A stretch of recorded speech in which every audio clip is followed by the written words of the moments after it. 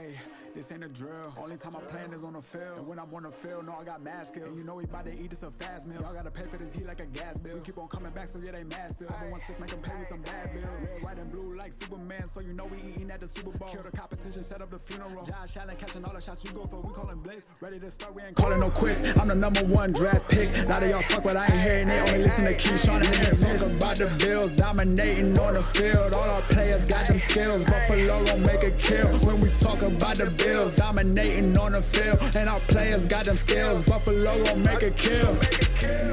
What's going on? Welcome back to another live episode of the Post Podium Podcast, baby. We back like something that comes back. No. What? No. At the last time, no. You know. What after last time? EJ Manuel pass? Nah, brother. Nah, like a freshly thrown EJ Manuel pass. It's coming back. You lost it. It's coming back. You lost it last week. Okay. Yeah. We back like 5 Nathan Peterman passes. How about that? Is that fair? Does that work for you?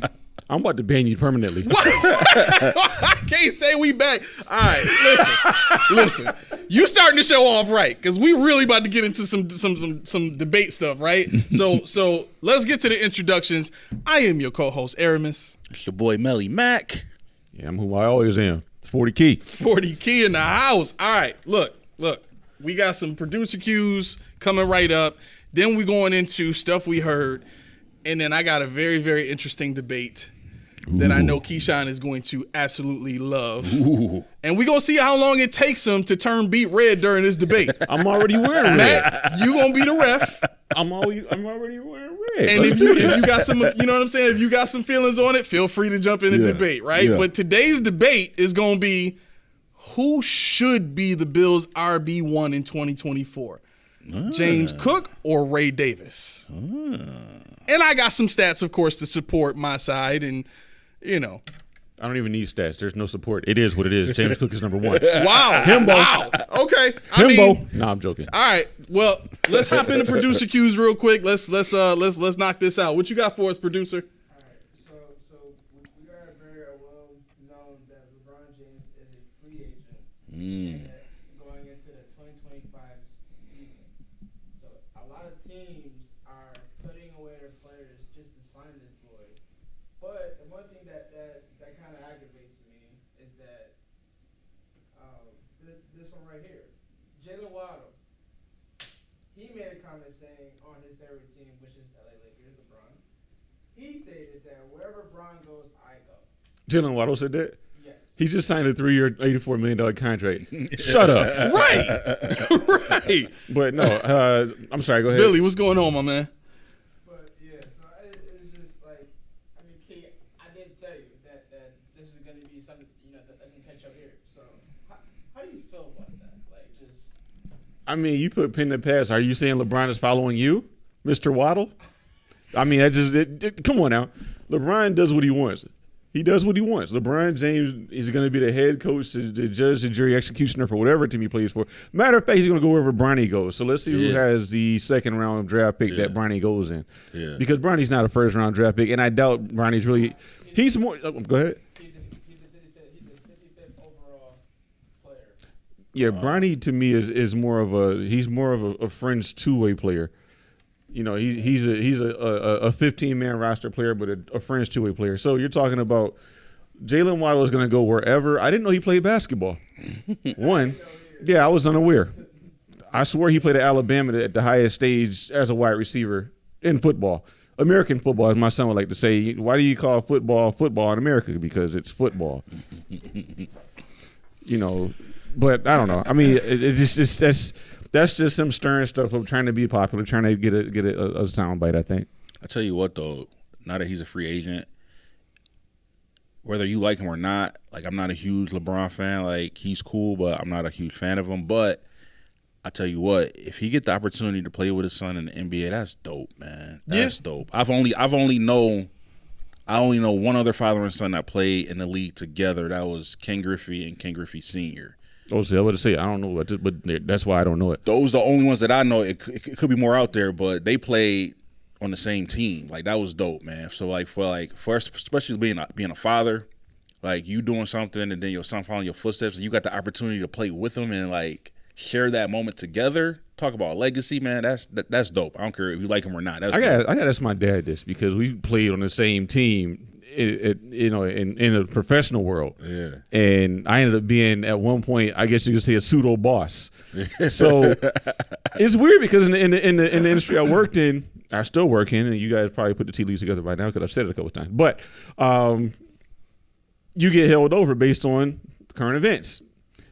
And so, being a boss, I'm like, Dad, I'm going to need you to stay later. What'd you say, son? Yeah, like I said. At work, too. That's perfect. Like, I said you're mandatory. He was like, I got to go.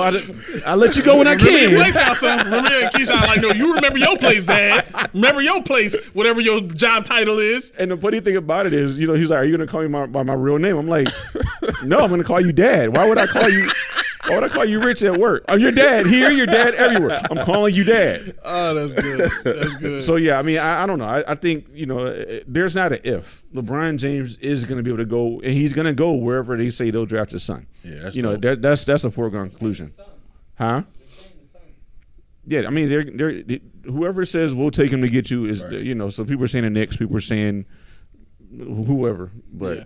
The only time I'll care where he goes is if he's coming to the Bills. That's about my level of care about. That's your way of trying to get back to football. Pretty Okay, much, fine. Pretty much, because I can't stay in basketball. I'm sorry. No disrespect to the NBA or anything like that. Speaking of which, did you know that the WNBA League Pass is only $38 a year? I have it. That's crazy. I do have it. That's crazy. I've been watching $38 a year. $38. Do you know how much the NFL Game Pass is? I ain't buying that. It's like $400. Yeah, when you see when you see something says you can get $200 off, I'm like, close out. Right. It's $400, and you even got to. You still not get all the games. It's a PSL. No, no, you do. You do get all the games. It's just you gotta. You can't. What do you mean? The blackout rules and stuff. So Amazon bought some games. Yeah, so like Amazon bought some games. Didn't Peacock buy some games? So like only way you can watch them is on those streaming services. YouTube, but I have League Pass, and you can watch on it. YouTube you can. Okay. If you get the what is it called? It's the something pass. You're talking about ticket. It's the NFL Sunday ticket. So if you get the Sunday ticket, yeah, you can watch on YouTube. You can watch all the games. So you can watch like the Prime Video specials and all them too. Yeah. Oh, okay. I got League Pass, so I can't watch the game. I can watch every game there is, but I can't watch it while it's live. I think it's like 10 minutes or an hour after it goes off. I can watch every game. So it works out. I don't care that much. I mean, it's just kind of noise in the background for me after the Bills go off. So yeah. I mean, you guys know I do the best I can to keep up with you with these names that are not Bills. Okay. Tabonius Lex in the building. What's going on? He said, "What's up, fellas?" What's going on? Wagwan. Billy Williams says, "I get all the games on Dofu." What is Dof? Is that because my mom-in-law be streaming the games, but it'd be some weird stuff like weird pop-ups and stuff to be popping up like around the actual game. You know what I'm saying? So I can't use that stuff at the house. Broadcast by accident. It's not child-friendly items that pop up on the screen there. Billy said, "Yes, it's an app." Yeah, we tried. We were having some issues with the cable or something like that. I think it might have been an internet issue at my wife's cousin's house I think it was for Christmas, and so she came. She brought her laptop. She set it up. And we sitting there watching this thing, and it was dope because it was free. You know what I'm saying? Yeah. But then all of a sudden, some stuff started popping. We were like, whoa, where my children at? Everybody go in the room. Watch football. Watch football. Go in the room. You can't see this. It's a field goal. Yeah, man. So. I think it's a field goal. It might be an extra point. Streaming service, I get everything, man. I know. I get everything. I know. Yeah. Speaking of which, I thought about that because I went to my mom's house on Mother's Day. The Nuggets were playing. And she has sorry mom, I'm giving you away. She has some streaming service, whatever. And every time, like every 20 minutes or so, the thing would like skip back about 45 seconds. I'm like, whoa, what just happened? And then like all of a sudden, like an hour later, it all pops back forward. I'm like, yo, I'm missing stuff. But it's Mother's Day, so I got to get through this. And I'm like, it's like mid layup. So it's not even like coming. That's like, man. He Did he make it or miss it? What happened? Right. No, it never happened. Right, you see Jamal Murray like this, and all of a sudden they on the bench in the timeout like, yo, you lucky I love you, Mom, because this is bull stuff. Oh my goodness. Producer, is that all you have for us, my man? Yeah, that was one that I came across, and I wanted to, keep attention on that. So. Yeah. Jalen Waddle making some what is it called? Some hyperbolic statements that mean absolutely nothing. Exactly. That's why I want to bring it. Just get you that reaction. Yeah. I mean, when you, and that's the thing. Like, he just got the contract. He didn't really need to say that. I mean, hey, it's his world, his speech. I just want to know why he said it. Like, what were you thinking wherever about? he going, I'm going. Maybe he's talking about like his fandom support. Could like, be maybe that. he's a LeBron fan. Could be Yeah, that. because I mean, like I like basketball, but I don't follow teams. Like I like players. So wherever player goes, A lot of people like that. I'm Yep. like that. A lot of people like that. Me, no. Denver Nuggets, baby. That's it. Bruce Brown, who? Whatever. Wow. All right, let's move into stuff we heard. What do we have, fellas? Mac, man. I got stuff. I do too. Give us all the stuff. Listen, I got a lot of stuff. You sure you want it all? How do you guys? I'm interested to know what you guys take. Did you hear that the London mayor is trying to get the Super Bowl in London? Wait, they got a mayor in London? Yeah, Damn, they got a prime minister, but now they got a mayor? he is trying to. Let's see. It says Mayor of London won Super Bowl in England. Here's how the NFL feels about it. The possibility. What do you guys think about that? Good double A. Hey, yeah, let's do it. How would you feel?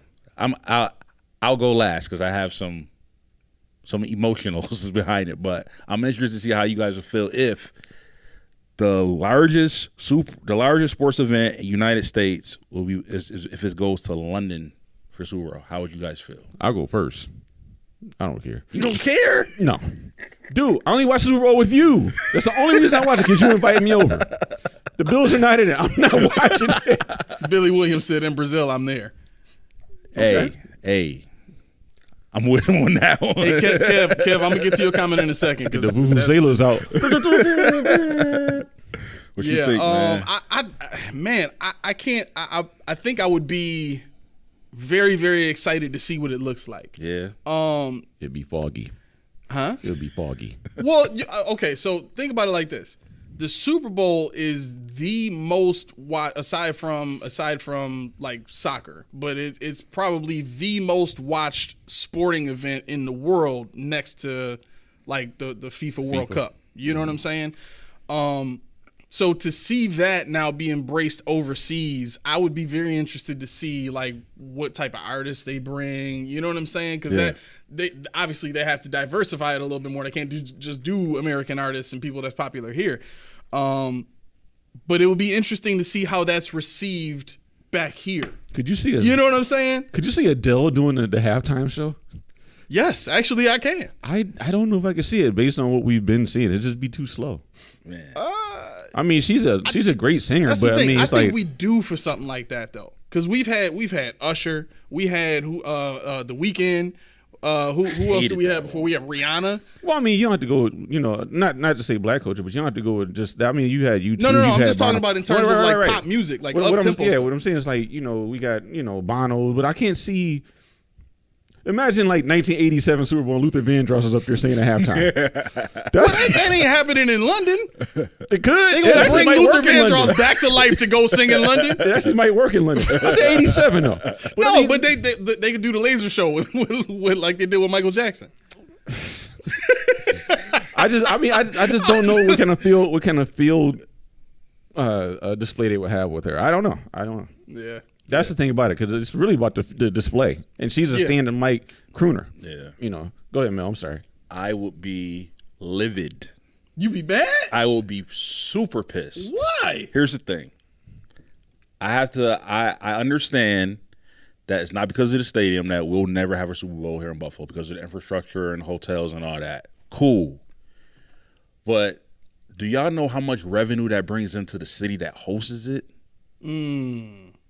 For you to take like you said, the world's biggest event is soccer. The world. But the United States, the biggest watch event is the Super Bowl. Hands down, it is number one. Yep. And you gonna bring that out of the United States somewhere else so they can get all the revenue and I'll be pissed. I would be pissed. Yeah. I get it. Yeah. I still won't. You don't we'll still have care? potholes in Buffalo, whether they have it in America or not. It'll I still be think jacked it's up. inevitable. I think it's something that it's just like you gotta understand that it's coming. Like for them to be playing all these games in Mexico and in London and Germany and like all these places, like they want to be a global product. Yeah. You know what I'm saying? So the second they get an opportunity that they feel is the right timing, the right monetary opportunity to do something like that in a place like London, man, you best believe they're gonna pull the trigger on that bad boy. I think what it's gonna take is they need, in my opinion, I think if they can get one, maybe two European teams or just overseas teams, if they can get that set first, man, you best believe right after that they're gonna become over the Super Bowl. I think that's coming. I think they're gonna have an international division. Ooh. So they're gonna get 4 teams, however they put it, but it's gonna be the international division, and they're gonna incorporate that in. But I just see now, if they do that, I wouldn't be as mad because they're part of the NFL, right? So their city is part of the NFL too. So their fans are going to go to their game. So they should get some of that revenue. Like the cities, they should get some of that revenue. But if it was like all American teams, and then you go play the biggest event out of the United States, I'll be pissed. You got to think about this, though. What do I'll they be always pissed. say? They trying to avoid the Minnesota rule. It's got to be a neutral site. Ain't nothing more neutral than London. They ain't That's got no true. teams over there. You can't play in your home state if you want to. That's true. But the worst part about it is that's when the Bills are going to play because you're not going to want to watch it, and now I got to watch it because the Bills are in it, and he's not watching it. I'm telling you right now, if that happens, You be sitting there with a the tear in your Bills' eye. first Super Bowl that I get to see with like as an adult, and it's not in the United States, I'm gonna be pissed. Dude, it's gonna be like bittersweet. Like, yeah, we're in there, but we're in freaking London. We gonna be mad all the way to the box office to go get some plane tickets and some game tickets so we can go see that bad boy. I'm sorry, ain't no way I'm missing that. I don't even know what I would do. I definitely wouldn't be mad if the Bills played in London in the Super Bowl. Dude, I'd be sky high. I'd be sky high. I wouldn't even care. Like I'd be like, it's the Bill. It's like. I don't know if it's just me or if I'm just weird like this. I just get a euphoria from thinking about the Bills. Like, I don't care about it. I get a euphoria when I think about I don't even like the color scheme anymore. You should go get that checked out. I know. No. But, I mean, the thing is, like, I don't care where they play, how they play, who's playing. Right. I don't care if it's kids did a preseason game. Yeah. I don't care if Josh Allen's not even in Buffalo. I'm going to that game and I'm like, yo, here it is. We're here. So, I mean, I get it. I get it if you think about the revenue component. You think about. But, I mean, my thing is, I'd be more mad if they went to Toronto. I'd be more mad if they went to Toronto. Toronto gets everything. Toronto's like Mercer from the Brady Bunch. I don't know if I hate Toronto that much. No, I like Toronto as a city. Yeah. But they get everything. They were talking about taking our team from us. They get the pub. Our players like going to Toronto when they don't want to be here. Listen, they got every other sport except for football. They got everything. hockey. They got They got basketball. football. They got the Great They Cup get the champion. WNBA team now. Are they Shut really? Yeah. I had just tweeted out that day. You got the I WNBA do, ticket. but I just tweeted out that day. Why would Buffalo not be a good WNBA team? Why would they not? Because it's not a basketball city. But they were, and people want.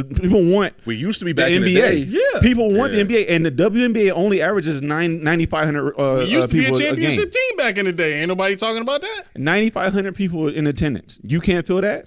That's their average in the WNBA. Wow. Is how much? 9,500. Wow. That's it? That's it. And Buffalo taught anybody. I wish we had the Braves back. Oh, You could have had a WNBA team, and I would go. You got the ABA team, the Buffalo. Oh shoot, I forgot their name. Whatever. You have the Buffalo ABA team that plays at the Epic. Not Epic. What is it down in the Pew? Extreme Center, whatever it is. I know what you're talking Buffalo about. Extreme is the name of their name. But anyway, I mean the thing is like when I saw Toronto's getting it in Golden State, I don't care if Golden State's getting one. That's fine. But when you say Buffalo, Toronto's getting one, they're right there. So that tells me I lost again. Yeah. Wow. They got the Toronto series with the Bills. How many teams are in the WNBA? I'm not sure how many it is now. They got like 30 or No. It's smaller. than It's that? like 14 or something like that. Oh, that's it. Yeah, it's not that many teams. This might be expanding like maybe Yeah. 14 to 20. Why can't we get one, man? Toronto Here, just we're took going to it answer your from us. question in a second.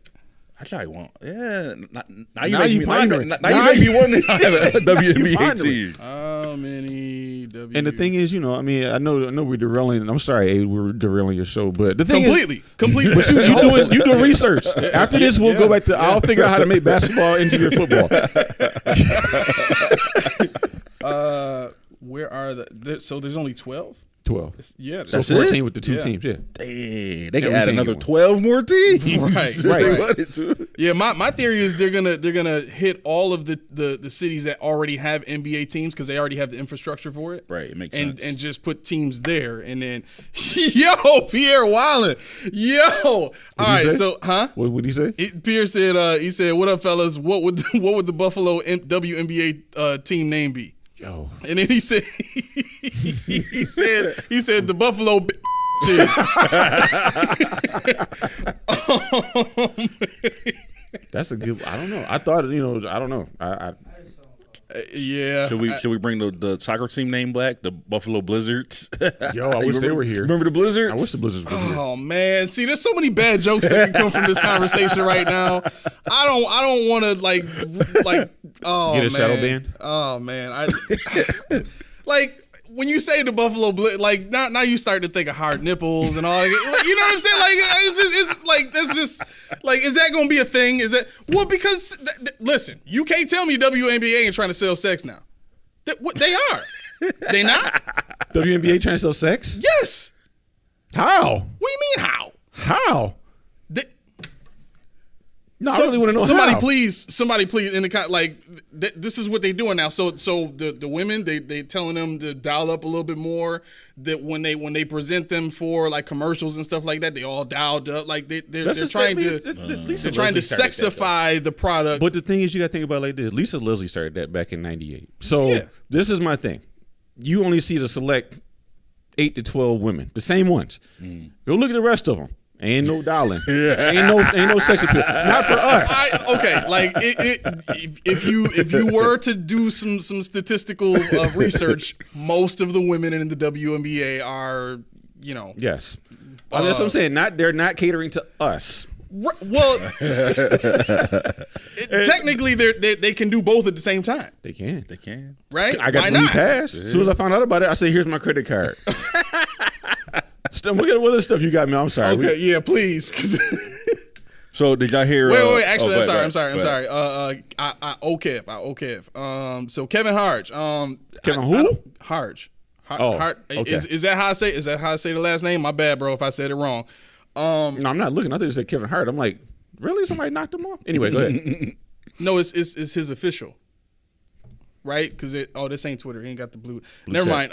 So he said, when are you guys gonna address the elephant in the room? McDermott's defense and his inability to close out games. He has thrown everyone under the bus. This defense should be the focus. Yo, Mel, you ready to leave? Because this is not No, a show. no, I'm This is not. not a show. I'm just gonna sit back and sip my water because you just indulged this man and gave him free reign. That's why A read that question right there. This might be Steve under a different username. No, Kev, listen, we if you go back to our older episodes, and I'm not forcing you to do it, but if you want to see what we really think about that, I strongly encourage you to check some of our older content out, because when we first started the show back in June of last year, one of the things that was a heated point of discussion for me anyway was that, you know, some of the coaching fires and things like that happened without any logical explanation behind it. It all seemed to kind of be, you know, more emotional decisions and things like that. And then you take into account the Tyler Dunn report and what that exposed. I'm with you. I just don't want to make this episode about it when we have so many other ones that we kind of go off about that. So if you're in vent mode, definitely check those out. If you need me to like share some with you or send you some, I can do that in the comments, or I'll try to repost a link in the community section on our channel. Okay. Hey man, if you want to vent about, we'll indulge it in the comment section. I promise you that. I promise you that we'll indulge it, because I'm not as good as you, because I don't log in through the show page. Oh shoot, I just closed that already. Dang, you did. Yo, Did I really? he Did took I me just down. No. Yeah, click that. Right. But no, I don't get the notification, so I just kind of go and look, and I'm like, oh, there's comments. Let me go chime in. But No, I'm not ignoring it. I just kind of catch it as I look in buckets. Yep. Really quick, Mac. Roy agrees with you. He says, F London. Yes. You were late on the beat. But Super you said Bowl. F. I don't care. I'm mad right now because I'm trying to be like Roy and I'm trying to get his emotion through in this comment. Yeah. USA. He said the Super Bowl belongs in the States. Yes. Make that money go to the host city in America. Exactly. My man. That's what I'm saying. Yeah. Did you know this is off the cuff? I just found out they're starting up a tackle football league in Africa. No way. Yeah, There's a what now? a tackle football league they're starting up in Africa. I think Really? it's South Africa right now, but yeah, I saw it, helmet and everything. I'm like, because before you kind of saw people that wanted to emulate. Now there's actually leagues, and I'm like, really? But yeah, And you said tackle, not flag. no tackle. Wow. Yeah, helmet, all full equipment. Oh, but see, okay, so now this begs the question because the soccer moms and the Karens of the world are part of the reason why we have the CTE studies and things like that have kind of pumped the brakes a little bit on Little League football, like padded Little League football, right? Mm-hmm. Is it? This is where my brain goes, right? Because I'm not like a conspiracy theorist, but this becoming a thing now in Africa, are they going to take the same precautions with safety and all that kind of stuff in that league? Like, what's the oversight going to be?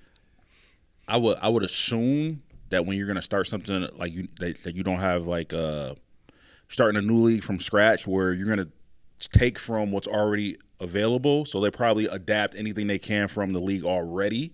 You would think. Not to say that they are going to do it, but that's just my thought process. Like if I'm going to establish something that's already done but I don't have it here, I'm going to dive into what they do and look at their rules and stuff and precautions and safety and probably adapt it to my program. That's what I would do, but I don't know if they're going to do the same thing. But yeah, I think, especially when you look at startup sports, they play the way it's supposed to be played. See, if you played the way it's supposed to be played, you wouldn't need these CTE rules and all that stuff because the American way of football has become more violent. It's gotten away from wrap-up tackles, drag down, team football. Headhunters, night train lanes, people like that paved the way for all these other. But they didn't see that. So I don't want to say they're behind in a bad way, but they're behind in the sense that they haven't caught up to an Ed Reed kind of player yet. They're still learning how to play. Yeah. So they're going to play it the right way. Now, when they get nuance and they get to the point where they know it well enough, that's when you really got to delve in. But by that time, hopefully, we have it figured out to a science where it's a little more safer than it is even today. You know what would be really interesting to see too now is Africa's doing this. How many other countries are going to start doing this? Because in my opinion, I think the number one reason you do this is what we've seen from rugby in Australia and Europe, right? A lot of those players get in through the international program into the NFL. If Africa's got their own football league and stuff like that where they're starting to develop players, they will qualify for that international position with NFL teams. So it's kind of another way to, create a, oh God, what's the word? It's like the word escapes me, but it would be like you're creating a resource for your country where they can go and, make the money and then, all the commerce and everything that they engage in after that back in your country, they're kind of bringing that money back, so to speak. Like you know what I'm saying? pipeline? Yeah, I think that's exactly what this is, honestly. Yeah. I mean, Germany has a league I know of. I know Serbia had a league at a certain point in time. Oh, obviously lower level, but they had leagues. So it's coming. We'll see. I think the influence of other countries and their insight will help out make the game better. Real quick, Tabonius Lex says, I say the team name could be the Buffalo Bayonets. That's not bad. I like that. Kind of like that. Yeah. I like that. Bayonets. Yeah. I like that. That will fit. Roy says Europe has the European League of Football. I don't think they have it anymore. They don't anymore? I don't think the European League is a thing anymore. They used to have it. You want to Google that real quick? I know they got the only because I know they got the Canadian joint and they got the UFL.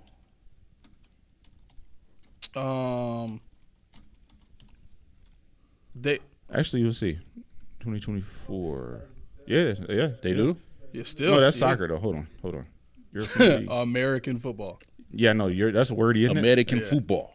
European American. Oh, he says they have 17 teams. Wow. I mean, I'm not going to. They need one more. They uneven. They need one more. Nah, you got to have a bye week. You gotta have that bye. So while you look that up, Pierre says could be all the added equipment that made football more dangerous. In my opinion, football back in the day didn't have much padding. That physically made players cautious of big hits. That's true. Man, Pierre, you never saw School Days, Pierre? You see that man? That man was rocking a condominium on his shoulders.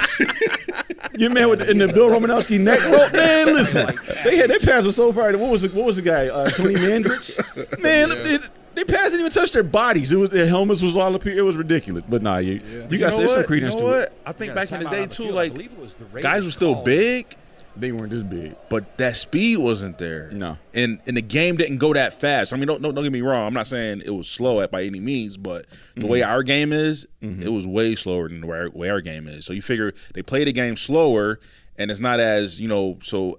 It might have been safer, you know what I'm saying? Because they're not colliding super high. They don't have these skills and hit them for this angle. Like they didn't have all that. They were just they were all roided up back then too. It was what? They was all roided up. Oh too. yeah, definitely. What, back in the 60s? No. How far are you talking about? Like the early, like the 60s. Like where they was playing with the leather helmets and they was just wearing like long sleeve shirts and stuff. Or the plastic. Jesus. The leather helmet what year did Wishcott play? My man Hightower from Police Academy. He was late 60s. 60s, early 70s. About 60s, so about that time. 70s, Yeah, I mean, I think that's a great point because at that point in time, a lot of those dudes, football was their part-time job. You know what I'm saying? They were still working construction jobs and stuff like that. So, you know, they they come in after working, 30, 40 hours of building houses and stuff like that to come in and playing, 14 hours a week of football. Yeah. Like, I'm sorry, I'm not that fast after I just worked 40 hours. You know what I'm saying? That ain't how it works. I mean, you got to think too. The game was revolutionized later on because even back then they didn't throw the ball that much. No, they didn't. It was all running, and a lot of the injuries happen on passes because you're looking at the ball and you're not focused on what's coming to you. Yep. But the European League football is absolutely a thing. Barcelona, Madrid, Berlin. I don't know who these people are, but I'll figure out how to watch this and check it out. You know what would be dope? You know what would be dope? The NFL, the last team. A relegation? Yes. So get this. The last team every year. So you come in last place. So you were in bottom last. You get a year, whatever league. Let's say they take the European League. Their best team replaces the worst team. Mm-hmm. And if that team, for example, let's say the Browns is the worst team. They go to the European League. If they don't make it to the championship, they stay in the European League. Yep. Yo, you know how pissed off these teams will be? And the European League winner goes in the NFL, goes in the Brown spot. I would say, would they go to Cleveland? They would just be. They would have to be just a European team. No. I'm talking about the European team would go to Cleveland. They have to have a home team. No. So whatever area of Europe they're from, they would just so. Oh, I see what you're saying. Where would Cleveland go if they're playing in the European League? Where would the team that's replacing Cleveland go as far as like their home? Because it wouldn't be fair to them to have to fly from Germany to come over here. So they have to be based here. Yeah. And then our Cleveland Browns have to be based there. Well, they only have what two or three stadiums over there that can handle NFL football. If I'm not, they got Tottenham Hotspur. It doesn't even matter. It doesn't even matter because if you're not going to be major league, you're going to play at Delaware Park. Sorry, right? No, I'm just saying like that. That's probably where their stadium would be. Like they would just stay over there. They wouldn't come to Cleveland and be the Cleveland Browns. You know what I'm saying? Like I don't think that works that way. Then if that doesn't happen, I don't think it would work. Honestly, only because. Like the flights just going back and forth, travel. Yeah, that would be nice, Roy. What happens? Go ahead. Roy says, so we're sending the Patriots to Europe? I mean, if we could do that when Tom Brady was still playing, we would have. Trust me. But what if that European team that won their league come in and just wreck the NFL, though? Well, I'd be calling them Dirk Nowitzki. Tabonius Lex says, I remember there being EuroLeague teams on Madden back when I was a kid. I remember that. Yep. Yo, Frankfurt I Galaxy. played with Frankfurt Galaxy. Frankfurt Exactly, Galaxy. exactly. What was it? Rainfire. Rainfire. Yep. Berlin something. I think the Berlin was the Dragons. Berlin Drag. Yeah. Those are only 3 I remember. All the other ones were like just so terrible it wasn't even funny, so I just never played with them. But he's asking, do y'all think the NFL could bring that back? The European League? Yeah. No. Only because we didn't have the USFL and XFL and that stuff at the time. This is kind of the same thing as them. So this would be like a farm league for that. It's the same way. So you have to either get rid of these or lose your focus on there and to go over there. So I think you could, but it would be at the expense of those lesser leagues. Would they care? I doubt it. I doubt those players would really care where they're playing as long as they get a chance to go to the league. Right. Because their goal is the same regardless of where they play. Yeah, I think that what is it, the UFL that we have here now? Yeah, I think so. I think it's the UFL that we have that where the XFL and the USFL. Yeah. So I think that's now become what NFL Europe used to be, right? And obviously it's more cost effective for these NFL teams to kind of send their players down to that league and go develop with those coaches and everything And they like only that. play on what, one stadium? Do They they? play on one stadium, yeah. Oh, for real? Oh, Yeah. wow. I didn't know that. Okay. All right. Okay. So we're all caught up. Are we ready? No, I ain't getting No? my stuff. You got your my stuff? bad. What stuff you got, Key? What stuff you got? What you got? Well, the first one I have is the big signing. The Olympic wrestler, Oh. Who? Gabe Stevenson. The Olympic wrestler, the 6'1", 275-pound freestyle wrestler they just signed. To come and Be a play D-tackle. defensive end? Yeah. Well, I heard what's it called, D-tackle. Oh, yeah. McDermott said D-tackle. And right upon him. Roy says UFL plays in multiple states. I think we were talking about USFL. Yeah. UFL plays, yeah. It might be two stadiums, but it's like they always play in the same spot. But anyway, he has a wrestling background McDermott loves, and so I think that was the talk before last. Was it last season they were talking about them maybe signing this guy? So they finally did it. So, But why? Welcome. Why? Why? I mean, he likes him. I mean, dude is big, but can he play ball? Right, like that's what I'm never thinking about. Like played anything. again, this is about asset allocation. That's what this is about to me. You mean to tell me do we know how much they paid him? He got No, to be. it's It's got to be league minimum. It's minimal. So league minimum is it's what? going to be $700,000, some around there.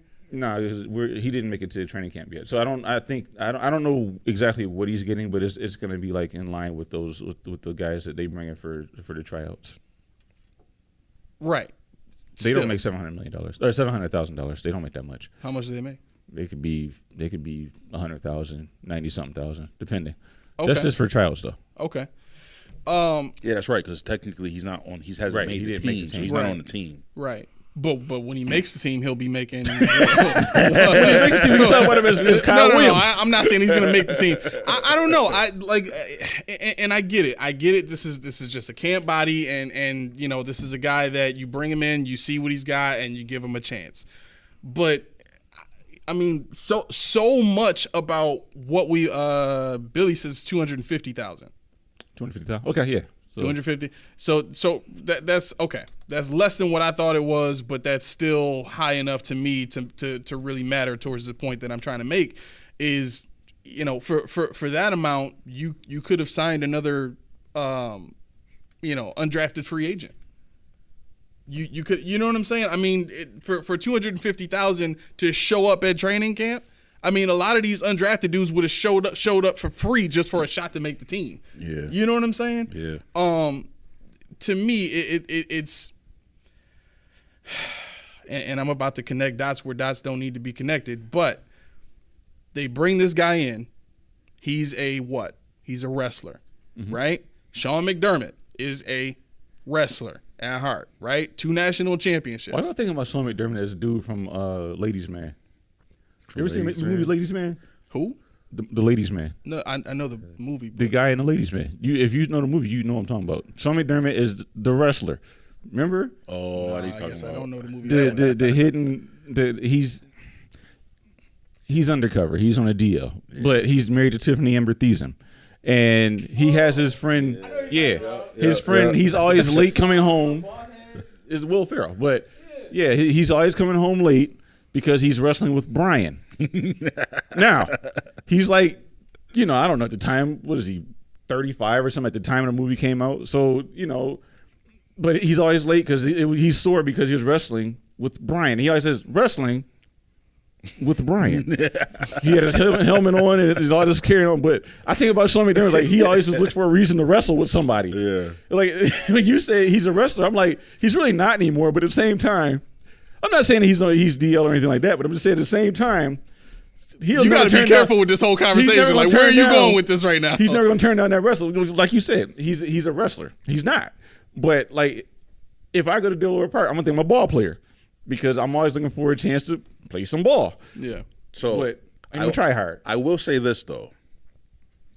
To me, so like, versus signing a free agent, so 9 times out of 10, if they're a free agent that's not on the team, it's probably because their teams probably didn't figure out they're not good enough to be on somebody's 53-man roster. Mm-hmm.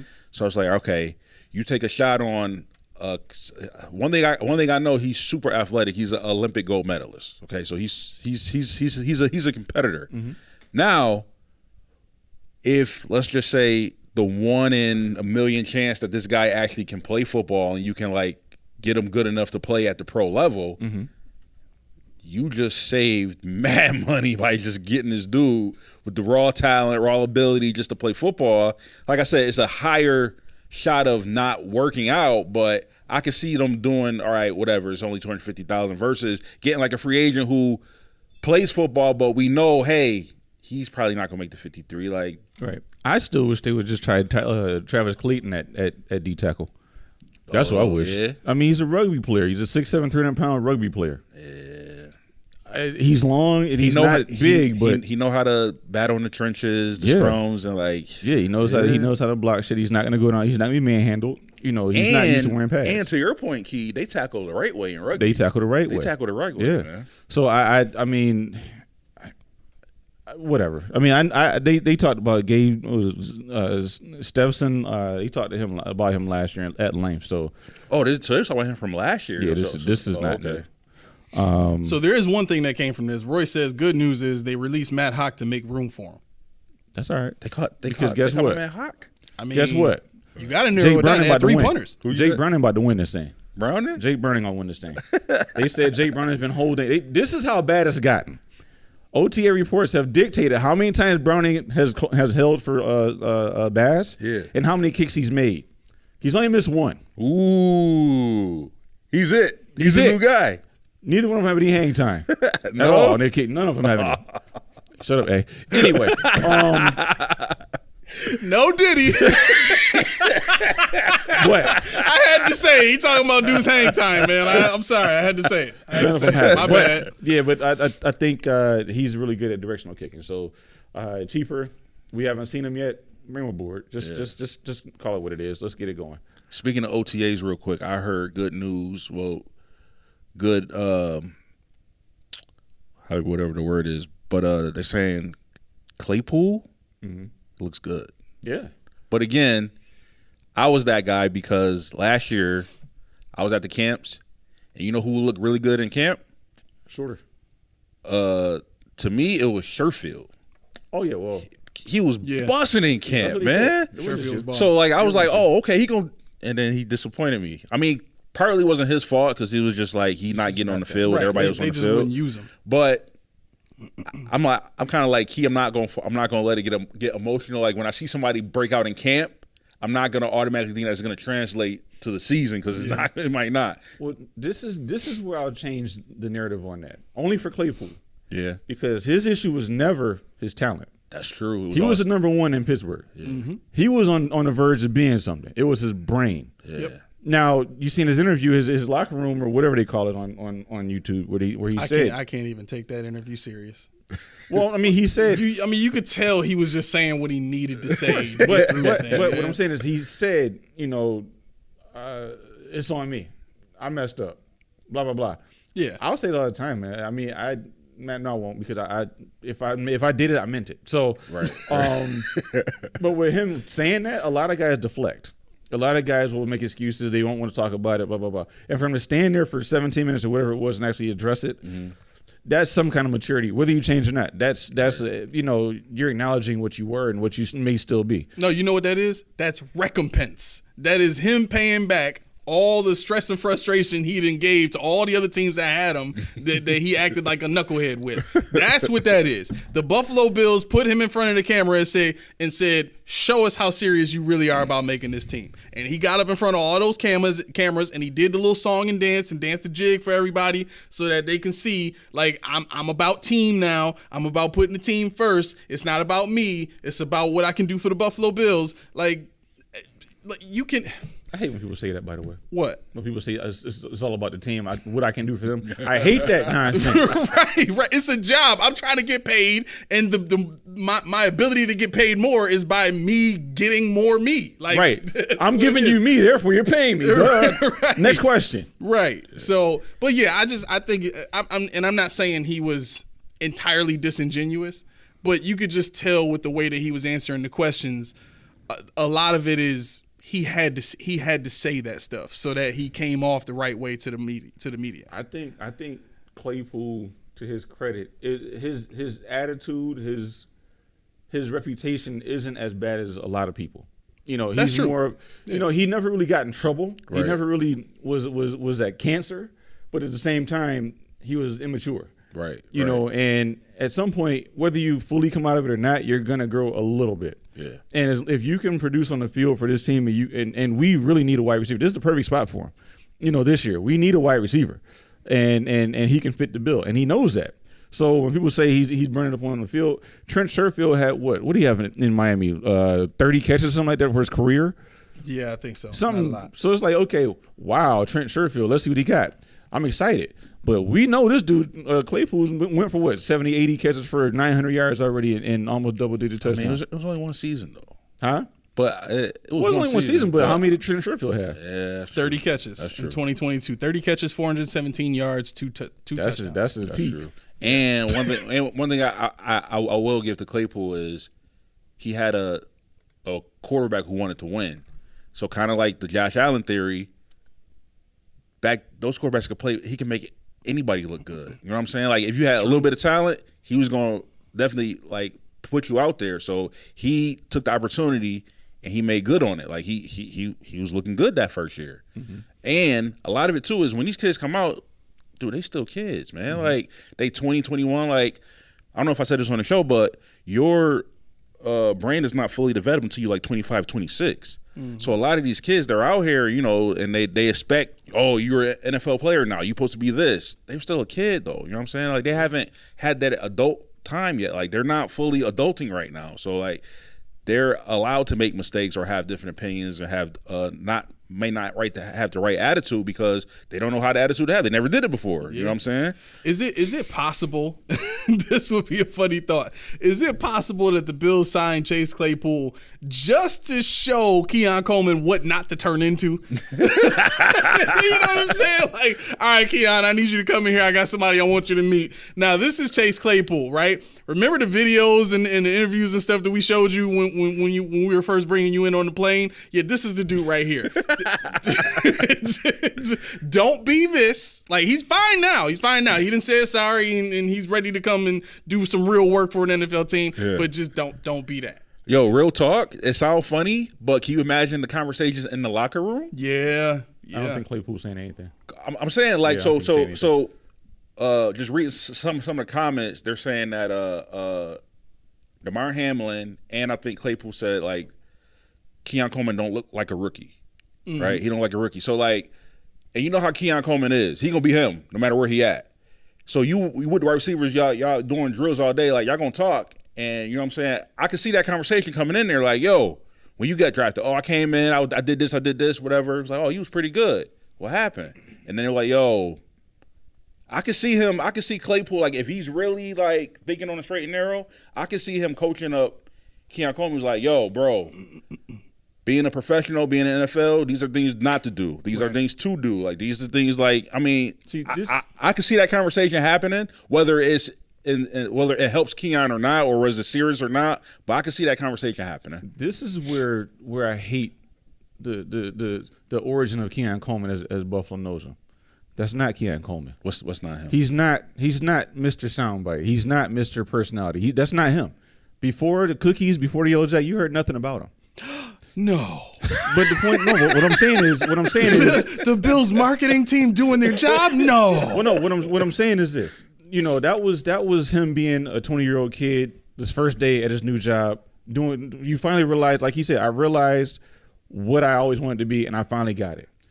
Now it's time to get to work. Keon Coleman, when he walked into that combine interview, he wasn't talking all the funny stuff. He was talking about, like you said. Yeah, he was. Well, he said, I ain't Tiger Woods, I'm Tiger Wish he could. Yeah, that's corny, though. But why I gotta be corny? Because they drove it into the group. See, they egged him on. But see, when you had the Yellow Jacket, he wasn't even on the mic. Well, he didn't know he was on the mic. You're talking about, I'll take you to get it.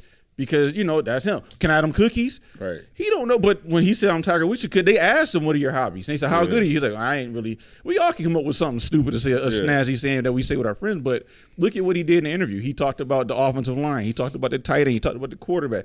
He talked about technical crap that McDermott and them probably weren't even thinking about. Right. So, yeah, Claypool is 20. I didn't even realize he was only 25 years old. Yeah. Mm-hmm. But Claypool, yeah, you don't want to be like him. But I think Buffalo is starting to look for that next Keon Coleman soundbite. You're not going to get it anymore because he's, sorry to say it, but he's going to be more like a Stefon Diggs. I sent you the video of him working with CD. Yep. Did you see it? Personality wise, or are you talking about like work ethic? Work ethic. Oh, absolutely. Well, personality wise, Steph didn't have a personality. That's what I'm gonna say. Like for me, it's the mentality, and I was talking about this with my pops. And for those of you that don't know, my pops played in the NFL for I think like 5 or 6 years. He was an NFL wide receiver. And when we talked about the video you sent, he sent it to me too.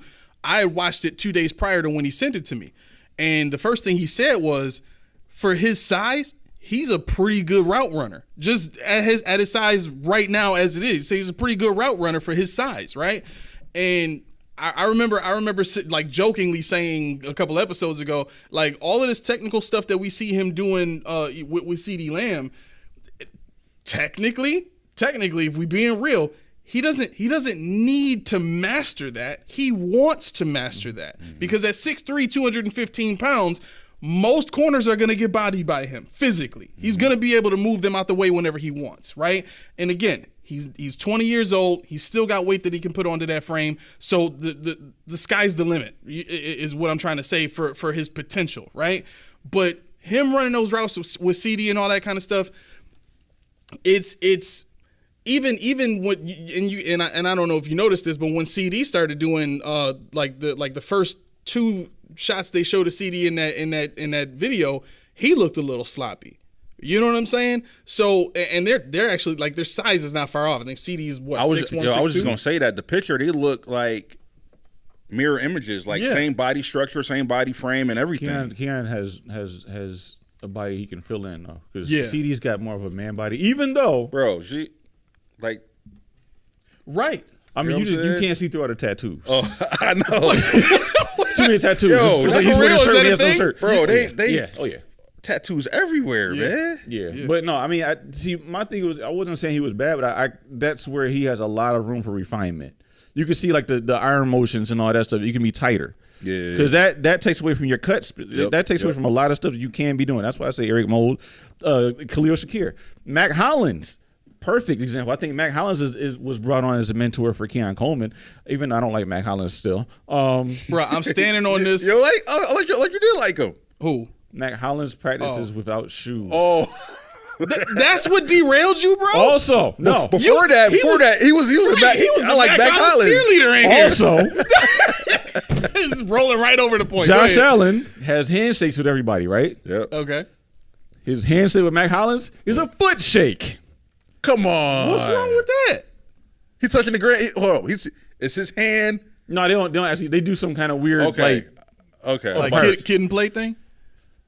I didn't see it, but I heard it. I didn't, That would be dope if it was I like didn't something see like. it. I thought when you said that, I thought like No, he'd be excommunicated. If he touches his you foot, can't be handshaking another dude's excommunicated. foot. You are done. Cut immediately. No socks, just Oh God, that is. You imagine Sean McDermott walking in the room and they practicing this handshake with a hand in the foot. Like Sean just walks toes like this.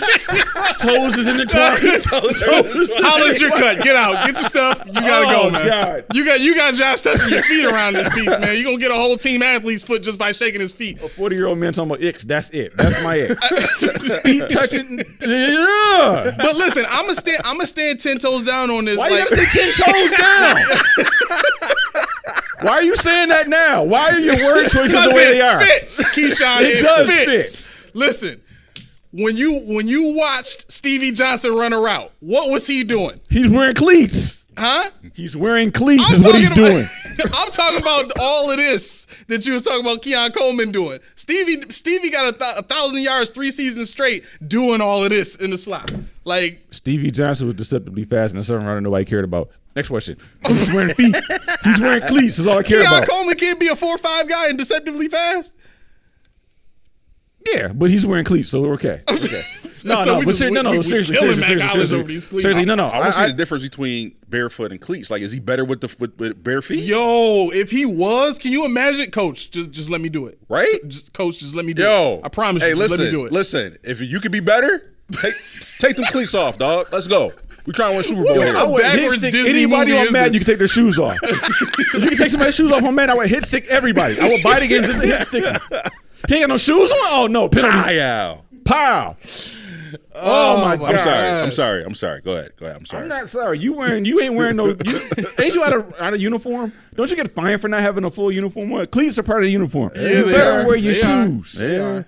Anyway, moving on. Maybe he gets like corns easily and stuff like that. You get that even worse not wearing cleats. Like I mean that's got to be a thing. Like okay, Shaq used to get the ingrown toenails a lot, right? And he used to like in his big toe, right? I can imagine that dude being like, all right, well, from now on, when I walk in every game, I know we're supposed to wear, suit and tie and all that stuff, but I'm wearing sandals with my suit. Like if that was me, that's what I would do. The grill masters, though, got to be the grill masters. The grill masters. Anyway, real quick, we got a couple of comments. Outside looking at it says Buffalo is Claypool's get right place. I hope. Same. Sonny Son Bryant, what's going on, my man? He says Keon will be a top 15 to 20 wide receiver by year 2. This year will be an adjustment for him. Separation will be key. Okay. I can see that. Year 2, yeah, I can see that. Yeah. I'm with Keon in his rookie year though. I think that Kincaid is going to be the premier target this year. Mm-hmm. But year 2, I could definitely see Keon Coleman taking up a larger role in the offense. Agreed. I still think Kincaid's going to have it, but I can go with that. I won't be shocked with anything that Keon Coleman does this year as long as it's not bad. I don't. You wouldn't be shocked if he do bad? Huh? You wouldn't be shocked if he do bad? No, I don't expect him to do bad. Oh, I got if he does bad, I'll be mad. That's when I'd be like, yo. But you think he's in number 2? Right. What I'm saying is if he goes and just falls apart. Yeah. That's okay. I'm not excited about it. Like if he starts playing like a number 3, then it's a problem. Well, no, if he plays like. I'm messing with you. You bait me. No, I was gonna say if he play I'm like. I'm messing with you, bro. I was gonna say I was really gonna say if he gives you. I looked at Mills and I'm sorry, but if he gives like Gabe Davis last year numbers, I'm not happy. Okay. Because I think a number 2 is definitely a 50 to 60 reception guy. That's what I expect. Real quick, I was talking to somebody about what I said about how I don't use X, Y, and Z because reason being is the X's. They line up a specific spot on the ball. And like nowadays, the wide receivers they don't play like they move around, they shuffle them. So like I was saying, wide receiver 1, that's the main target getter, the main lion's share of the receptions. But the number 2, he's got to be consistent, and I think that was one of Gabe Davis' problem was he wasn't consistent. He played like a 3. So a 3 to me is somebody who gets in. Can beat the nickel corner or whatever, get off a couple routes. Yeah. You really can't count on him for big stuff, but he can fill in that role when you need to. Right. I don't think Gabe Davis could have been, especially in Buffalo, the consistent number 2 that we need on when Steph was being doubled. Yeah. Right? And I think that was the thing for me. So that's why for me, like in my mind, I have this is the number one. In my mind, this is what the wide receiver 1 looks like. This is what the wide receiver 2, and this is the wide receiver 3. Right. Yeah, I think, again, the biggest thing that separates Gabe Davis and Keon Coleman is mindset, man. I mean, for Keon to be where he is as far as studying the game is concerned and how he considers everybody else's role around him in the way that he studies film and the way that he studies his position, like that says a lot about the level of mastery that he's working towards. Because I talked to my pops about this, and he told me, like, not a lot of receivers come into the league with that. No, that's a Steph Diggs mentality day one. You know what I'm saying? I think a lot of that too, like the conversation we had, I think it was Monday, about how I felt robbed when I think back about my high school and college experiences in basketball. It's all how you're taught. Gabe Davis went to UCF. UCF is not Florida State. UCF, Gabe Davis ran that way, catch the ball, touchdown. That's it. And Keon Coleman, Michigan State, Big Ten, Florida State, ACC, premier schools. What did they demand of him? What did they instill in him? What did they teach him? How did they teach him how to study? How did they teach him how to scout? How did they teach him how to watch football? That says a lot about, because maybe Gabe didn't have that. That's true too. And I as much as I pile on Gabe, I think about this. I'm like, let me look at him in 1 year in Jacksonville, see what kind of routes he runs and how he performs. Yeah. Because if he's consistent there, that means we misused him for the 4 years he was here. And that's where I'm thinking. That's why I'm playoff Gabe. Like I'm thinking, play with you. Yeah, I get it. I'm thinking that we didn't use him properly the way he needed to be used in Buffalo. Right. I think I hope that's not it, because if that's it, this is another generation of the same cycle. Yeah. But I think Keon Coleman has enough, and I really think Keon Coleman. When I say he's the number 2 for me, I think Keon Coleman is definitely the guy that when we get if and when we get a number 1, you can't say, oh, there's Diggs, let's go get him. Right. Never mind Gabe, because Keon Coleman's always going to be like, yo, we still got to think about him. Right. He's going to give us 60 receptions. We still got to think about that guy, because he's consistent. He's still going to be consistent. Right. We know what he's going to do. Right. I'm sorry. I'm trying to keep a straight face, but I'm dying over here. I didn't look at him. Out of nowhere, I look at the comment section, and Steve shows up for the first time today with one word: McDiddy.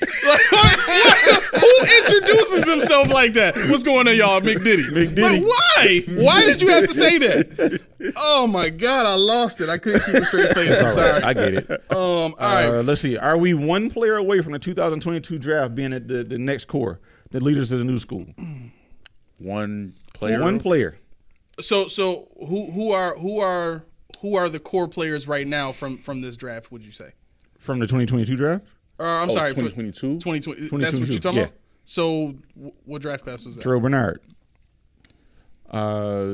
Cooks. Benford. Cook. James Cook, right? And who else do we have on there? You got your spreadsheet? Yeah, I got it up. Khalil Shakir. Balin Spector. There's one player that I haven't named yet. Yeah, if I say Christian Benford, there's one player I haven't named yet. Yeah, Mr. Elam. Mr. Elam. If Elam comes through, will this not be the defining draft class of the McDermott era? I mean, think about it. To me, it has to be Josh. It has to be. Well, it's Josh and Edmonds, but Edmonds isn't here anymore. Right. But you think about this. If Elam comes through and becomes if you get your 2 cornerbacks, you get your possible number 1 wide receiver, number 2 wide receiver, okay, slot guy. You get your running back. Sorry, I know. You get your middle linebacker that replaced the Josh era. Right. You get a punter that we kicked off the team but didn't need to be kicked off in Matt Ariza. Yeah. But Balin Spector, who has shown that he can start when he's not hurt, which is almost never when they let him start. Right. Yeah. I mean, this is Luke Tanu is the only one in this draft class that. That's a good point, Key. I can't even debate that. That's a good point, man. Like all those guys are up and coming starters. Like if they're not starting already, they definitely could be up and coming starters. And I could see Elam being a starter somewhere else if he's not here. So real quick with Elam, I was listening to one of the shows, and this came in my mind. What if the reason why they're being so hard on Elam is because where they drafted him, he's not meeting their expectations? So what I mean by expectations is, I got Elam here and I got Benford here. We're doing camp, right? We're doing routes, or we're doing drills. So when this is with any sports. When you got guys doing drills, you got the guys who are doing drills and they're excelling. Like, okay, he's gonna be special. He's not only is he doing a drill, he's doing a little extra stuff, putting a little pizzazz on it. You can see greatness in him. You got your guys who just do the drills the way it's supposed to be done. They're not doing them wrong. They're doing the drills the way they're supposed to be ran. They're consistent, but there's nothing that's big about them. It's just I'm come here. I'm about business. Yeah. Then you got the guys who struggling doing the drills, need works. Mm-hmm. I think what if it's the possibility that Elam is that guy and is that second guy. He just goes through. He just does the drills the way he's supposed to be. Like there's nothing that pops him out. There's nothing that's like separating him. Like he was a high draft pick. Like you're not performing like you should. Not that you're bad. You're just not where we think you need to be. It's kind of like I kind of thought it as my children. My two boys when they first went to school. I got them out of Buffalo Public and they went to Kenton. That first year, they had honor roll. Now, mind you, I'm a stats guy. So I look, is this because they had 100 in gym, 100 in art, that pushed that grade up? Yep. So when I looked at that, there are 4 cores, so your math, science, English, and social studies, they had like high 80s. Okay. Right? High 80s, maybe a 90 here and there, and everything was good, right? But now they start to get comfortable. Right? And now that they're being comfortable, now their grades are starting to slip. But I already know what their potential could be. Their potential is here, but they're comfortable that's here. So what if Elam's just going through the motions and he's never living up to his potential that they saw in him when they drafted him? And maybe that's why they're not giving him the opportunities to play and start. Like, and here's another thing. He can't be bad because you would have got rid of him by now. Right? Mm-hmm. Why keep him? You got Douglas, you got all these guys. Like, why keep on this dude if you don't think that he can bud into something great? I think that's political, though. I think that, like, the decision to not get rid of Elam would be equivalent to a district attorney, bringing up charges on a guy, and then he finds out that the guy he's charging didn't do it as another guy, but because it's an election year, he don't want to drop the charges on this guy and charge the other guy, because then it's going to look like he charged an innocent man, and that ruins his political future. You know what I'm saying? I think that's kind of what we're looking at from a Sean McDermott standpoint. So you're saying, in other words, he don't want to make like he made a wrong pick by taking it too high? Correct, because I think at that point that was kind of a pivotal time during a Super Bowl window that we picked him. You know what I'm saying? We were and they still traded up. Huh? They traded up. Yeah, right. And they traded up for him. Right. But we found out last episode? Was the last episode that you talked about how like Sal and a lot of the people blocking up Keon? Yeah, so it's John Butler, right? Yeah. So the old DB coach, John Butler, turns out he didn't like Kyrie Elam. Personality-wise, or just I'm not sure. Must have been something personal. Just something. Yeah. But it wasn't his play. It was maybe. Well, the reason why I say it can't be his play, because when he get in, he don't play bad. Right. Well, you got to remember, we got to. That's the thing we got to peel layers back to. When people think Kyrie Elam, they say, yeah, he played bad. He got toasted by George Pickens. He got toasted by people saying that. Yeah. Well, we're not saying that, right? But we had to talk about that last week because George Pickens came up. Calvin Ridley's definitely going to come up.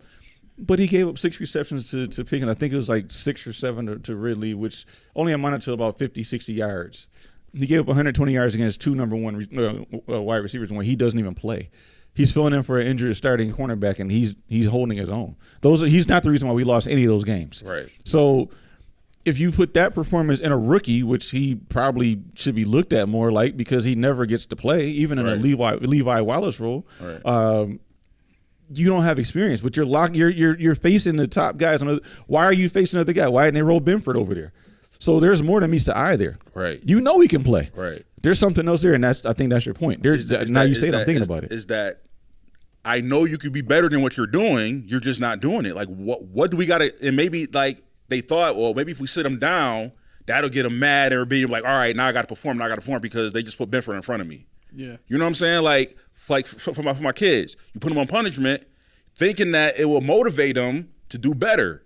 So like maybe that's the thing. Like I'm gonna motivate Elam to do better by sitting them, and maybe it just didn't work. But I don't know, man. Like when I heard the conversation going forth, I'm like, maybe it's a potential thing. Maybe they think that they see bigger in him, but he's not producing it. He's not bringing it out. And Well, that's oh, go ahead. I'm sorry. I was just gonna say they basically brought him in and put him in a position to play something that he naturally just is not good at. You know what I'm saying? Like he's a man press corner. And one of the reasons Trent McDuffie has been so successful is because he's been put in a position to be a man press corner. To play with to play within his strengths, right? Typically, that's what you're supposed to do as a team is you draft players that fit your scheme as is. And then if you can teach them to do additional things, that just enhances your scheme or that enhances the flexibility of your scheme.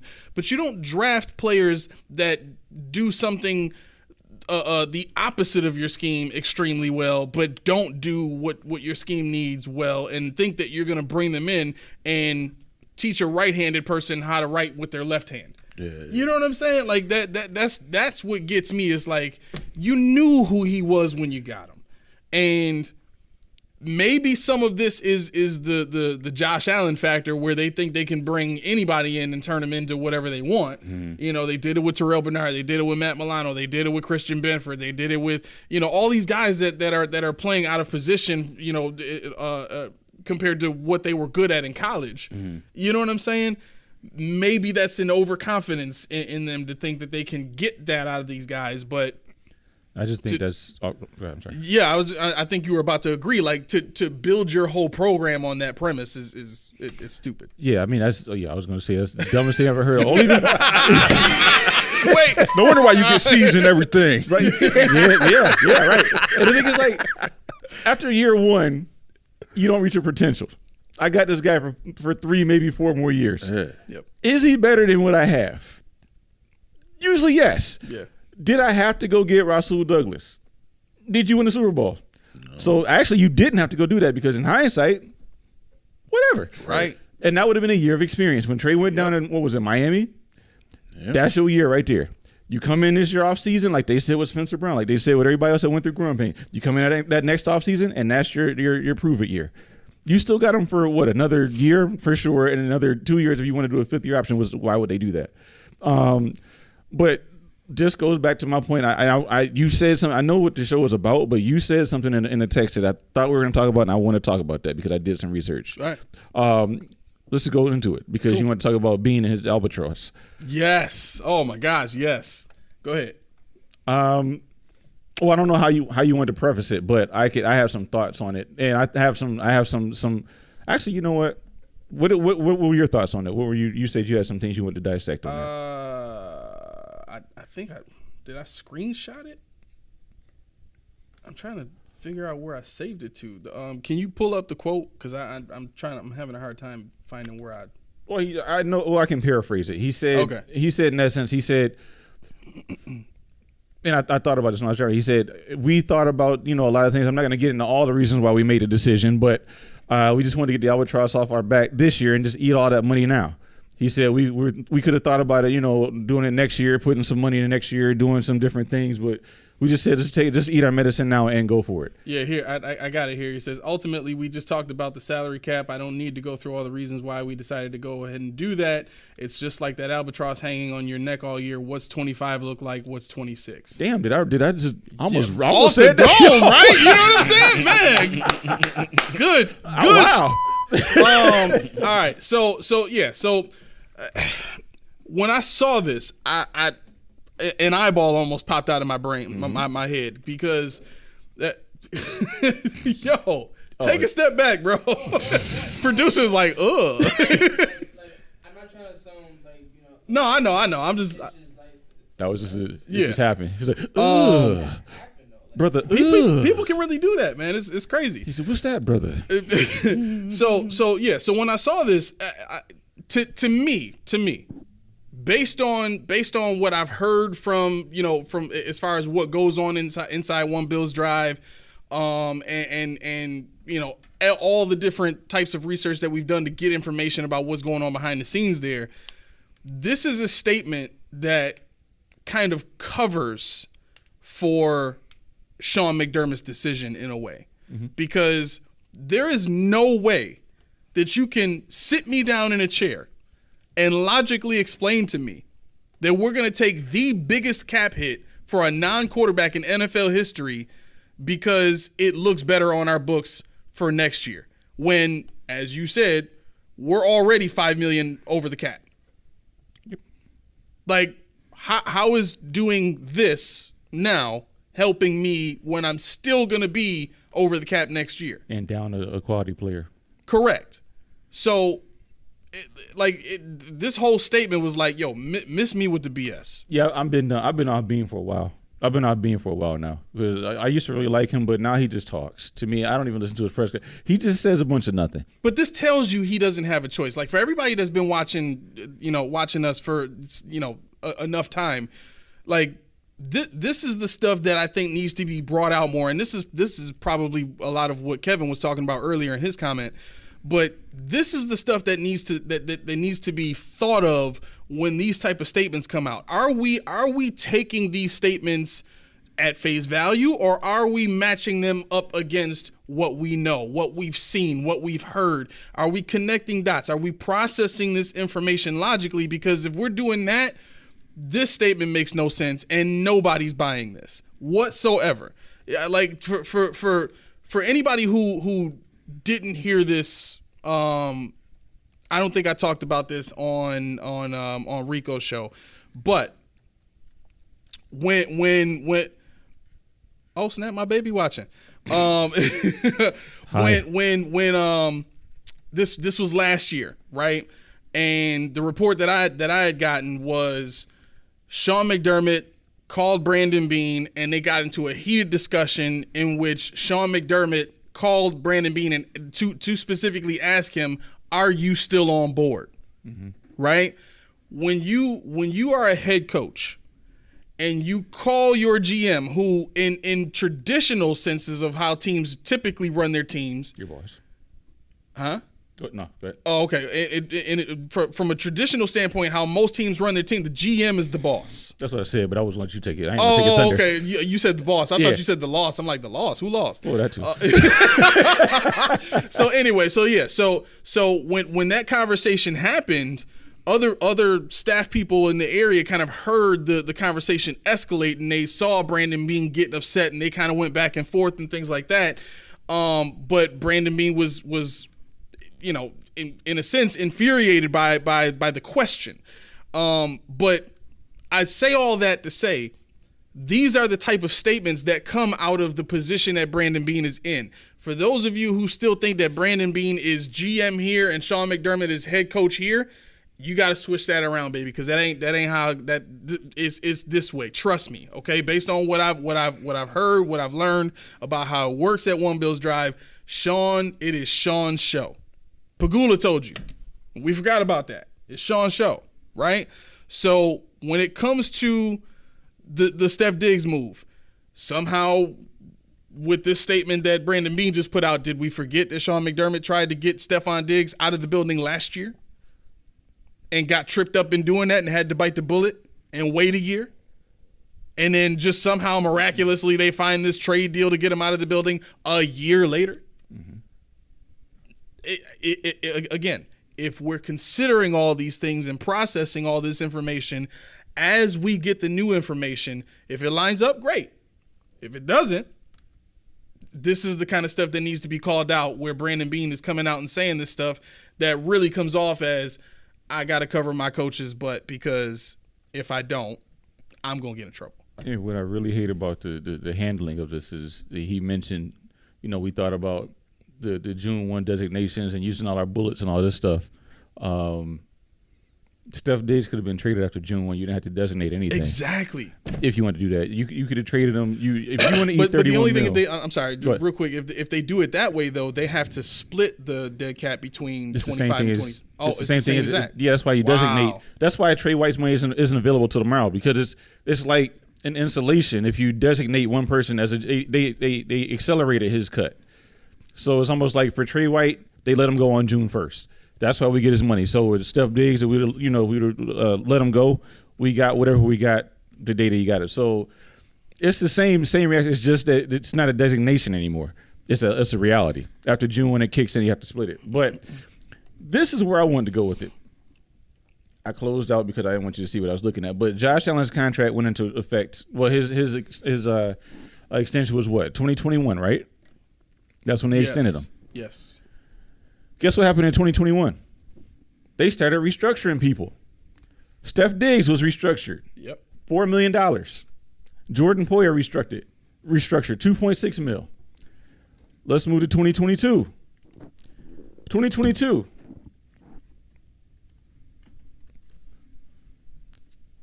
Okay. 2022. We have restructures of Stefon Diggs again. Trey White, Jordan Poyer again. Deion Dawkins, Matt Milano, Ryan Bates. Restructures. Why do we restructure Stefon Diggs twice? Why do we restructure Jordan Poyer twice? Because you didn't figure out you had to sign a franchise quarterback. You didn't understand what the cap really looked like when you have a real quarterback. Mm-hmm. So let's fast forward to last year. What happened? You think they stopped in 2022? Did they rectify the cap? No. So guess what? Stefon Diggs again, 5.7. Josh Allen restructured his contract to get other players on the team. And everybody's talking about when Trey White's money becomes available, we don't. Stop it. Because I'm not done. Deion Dawkins again. Von Miller takes a pay cut. Taron Johnson restructures. Micah Hyde restructures. Ryan Bates restructures in 2023. And we're still, where are we at in cap? We at negative $801,000 in cap space right now. We're 32nd in the league. 32nd. This is what gets me animated because you're talking about like the cap. You don't. Because you haven't had it down pat. And he mentioned in the I think it was The Athletic we're talking about that because I listened to it. Yeah. He mentioned in that we don't want to be behind them. We don't want to be behind the 8 ball for 2-3 years. We want to get it out of the way now. You didn't. You just keep pushing old people down the road. Von Miller's not going to be on the team how much longer? Deion Dawkins, I'm calling it. Next year he out. Next year probably. Right. You restructure Micah Hyde, Jordan Poyer. Guess what that means? They're on the dead cap even longer now when they're not on the team. But you got it under control. When? Because guess what? Josh Allen's what? He's number 12 in quarterback salaries now? Right. Josh Allen's number 12. He's a 12th overall quarterback in the league. Are you telling me that? I know Mel ain't saying that. I know you ain't saying it, Junior. You watch basketball. You saying it? Nope. So guess what? Spoken for, sir. So guess what? I got you. When Josh says I need $60 million, I need that $60 million off you. What now? Yeah. I just saw Dookie Nuggets Jared Goff get $53 million a season? Yeah, they messed up the quarterback market, man. Right. I just saw freaking Kirk Cousins. I just saw all these other. Guaranteed. I see Brock Purdy, who can't even throw the ball anywhere near as far as I can throw. He can't run like I can run. Lamar's making more than me. Pat Mahomes has $500 million contract. Where's my money? Yep. I'm done. And this is what I was talking about when I talked about how I want Josh Allen to talk to these guys. He said, I can't get a Super Bowl with this bull crap you putting in front of me. Mm-hmm. I want my money. You said, and I quote, you said you're going to give me these things. Where are they? You mishandled Steph Diggs. You got me the tight end I wanted. You got me the wide receiver I wanted. What else? Yep. I'm 30 now. And that's to me what matters the most when it comes to this statement by Brandon Beane, because nothing about this Diggs trade said we want to win in any way, shape, or form. Like Steve writes in, he says, after the draft, we may not have gotten a second-round pick, would have been a risk, but better salary-wise. Like I get that point, and I've heard a lot of people say that as a justification for getting rid of him. And this kind of fits in line with all those people that say, F Diggs, we don't need him, right? But yes, we do need him. Mm-hmm. Yes, we do need him, and here's why. You're relying on a bunch of guys that have not been able to do or replicate what Stefon Diggs has been able to do everywhere he's been. Yep. Right? We're not just talking about his performance here. We're not expecting any of these new guys that we have in the building to come in immediately and become Diggs. But we already had a guy who was a top 5 receiver in the NFL on our team. Huh? Under contract. Right. For years. Right. And so it would have looked a lot better on paper when I go in front of a camera and I look people straight in the eye and I tell you, Bills fans, I am trying to win a Super Bowl. It looks better when I have Stefon Diggs on my team playing with Keon Coleman and Mac Hollins and Chase Claypool. Like that looks like I'm trying to win. But when I get rid of my best receiver and then I wait to draft a receiver till the second round because I'm trying to save $1 million, and then everybody else that I bring in is marginally better than the guy that I drafted, where's the mentality of trying to win at that point? Like, it needs to be obvious, and it's not. Marginally better, significantly older in most cases. Right. All right, I'm gonna play devil's advocate here. Oh, let's go. So, y'all keep saying that they mismanage the money, which I agree. But what's the fix? How do you handle it? How should they handle it? And if you just talked about how they kicked the can down the road. They finally said, all right, we'll just eat Diggs' money. No, don't eat it. You want to kick it down the road again? No. So what's the answer? Well, First question, what's the proper way to manage the money? Secondly, Diggs' money, they ate it. Why is that a bad thing? Okay, to answer your first question, how should they manage the money? Was the salary cap, right? Yeah. Don't cut them or don't. No, not even that. Not even that. This doesn't even start in 2024. There's no answer now. The answer is don't sign Von Miller to $20 million. Don't go ahead and insulate your rookies that you drafted with guys that are older and you're paying more money to. Develop what you're drafting. Yep. That's the answer to that. Because if you look at not having to pay Leonard Floyd and letting Micah Hyde and Jordan Poyers go on and do their thing without having them on the dead cap, because we're number 2 in dead cap in the league, and I wonder why we're number 2. Only because Russell Wilson in Denver did what they did. See, my thing is you have to spend money. But when you have Steph Diggs under contract, he's already there. You got rid of him because you can't handle him. You got rid of him because you don't like the way that he wants to win. What I'm saying, if you listen to what I said, they just restructured his contract 2 of the last 3 years. Yep. Let it go. Because what they did was now they made the dead cap not only 2026, now it's 2028. So now we're talking about paying Stefon Diggs basically for 2 more years when you didn't want him then. Mm-hmm. But because what you did was you couldn't afford to pay your top quarterback. Luckily, he said, you know what, I'll give you a homer's discount because you made me something that they did not. They just didn't tell him he sucked when he was still learning. Now he says, I'll take a hometown discount. But in the process, now you see all these quarterbacks that are not as good as Josh Allen. They're not as good as the next closest person, making way more than him. He's just getting pushed further and further. Because I think last year at this time we were saying he was like number 6 in the league. Mahomes was 5. He was 6. Now Mahomes is like 10th and he's 12th.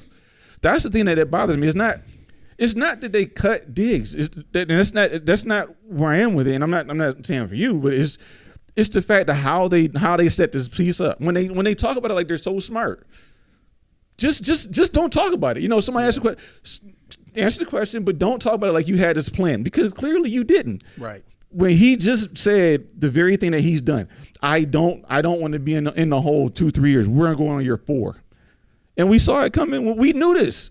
You can listen to the GR and they said, what are you going to do when you pay Josh? Yeah. You got to pay Josh. And that's the part. You know, I just admit you made a mistake. And they won't.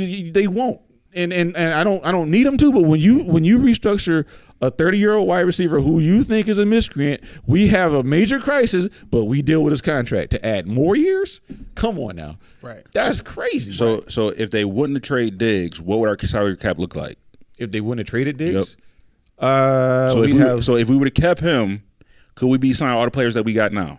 Well, if we kept him, would we really want a Curtis Samuel? Would we want a Mac Hollins? Would we want those guys? And I'm asking that as a serious question. I'm just saying, if we would have kept him, could we? The players that we got now, could we still keep the players we got now and Diggs if we would have kept him? No, I think they were searching for a replacement for Diggs. So in my mind, whether I agree with trading Steph Diggs or not, they had to do what they did because of the money reasons. Yeah, but I get what you're saying, but to go back to your first question, how should they have handled it? If they never traded Diggs, they wouldn't have needed to sign all these guys in the first place to try and replace him. You know what I'm saying? Or to try and, spread his workload amongst, 3 or 4 different receivers, right?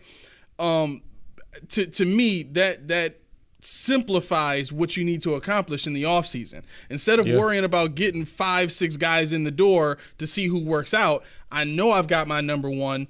I can draft 2 wide receivers in the draft, and then sign a couple of older guys to come in and just back those guys up. You know what I'm saying? I don't need to get guys that are supposed to come in. I won't need to sign an MVS. I won't need to sign I won't even need to sign Curtis Samuel. Matt Collins only when you could have had Diggs and Keon Coleman. That's the way I saw it. I thought that's what was going to happen. But they still got to get people to compete at camp. So who do you get? You still got to get 15 guys. Yeah, that's fine. But now it becomes so. This was the main point that I wanted to make. Essentially, what you're doing is you're taking a major step back this year in trading Diggs, right? Because we can't say that the wide receiver room is better after losing Diggs, and then hopefully, there's no guaranteed future in this decision. Hopefully next year we make moves to bring the wide receiver room back up to where it was when we had Diggs. So my thing is you take a step back to relieve cap space and bring in guys that are going to bring your wide receiver room and bring your offense back up to the level where it already was when you made a decision to change it in the first place. Why even change it in the first place if you have to work back up to that standard again? And here's the other thing. You now have a situation where you might have to pay 2 receivers. Who's the 2? Like if Chase Claypool works out, you got to extend him. Yeah, right? But we're not paying him no $20 million. That's he's 25, and if he performs well enough, his career season. That'd be his contract year anyway. That's what I'm saying. But he's not getting top dollar. It's not about top dollar. What I'm saying is. Diggs was making what 20 to almost 30 almost 30 million this year, right?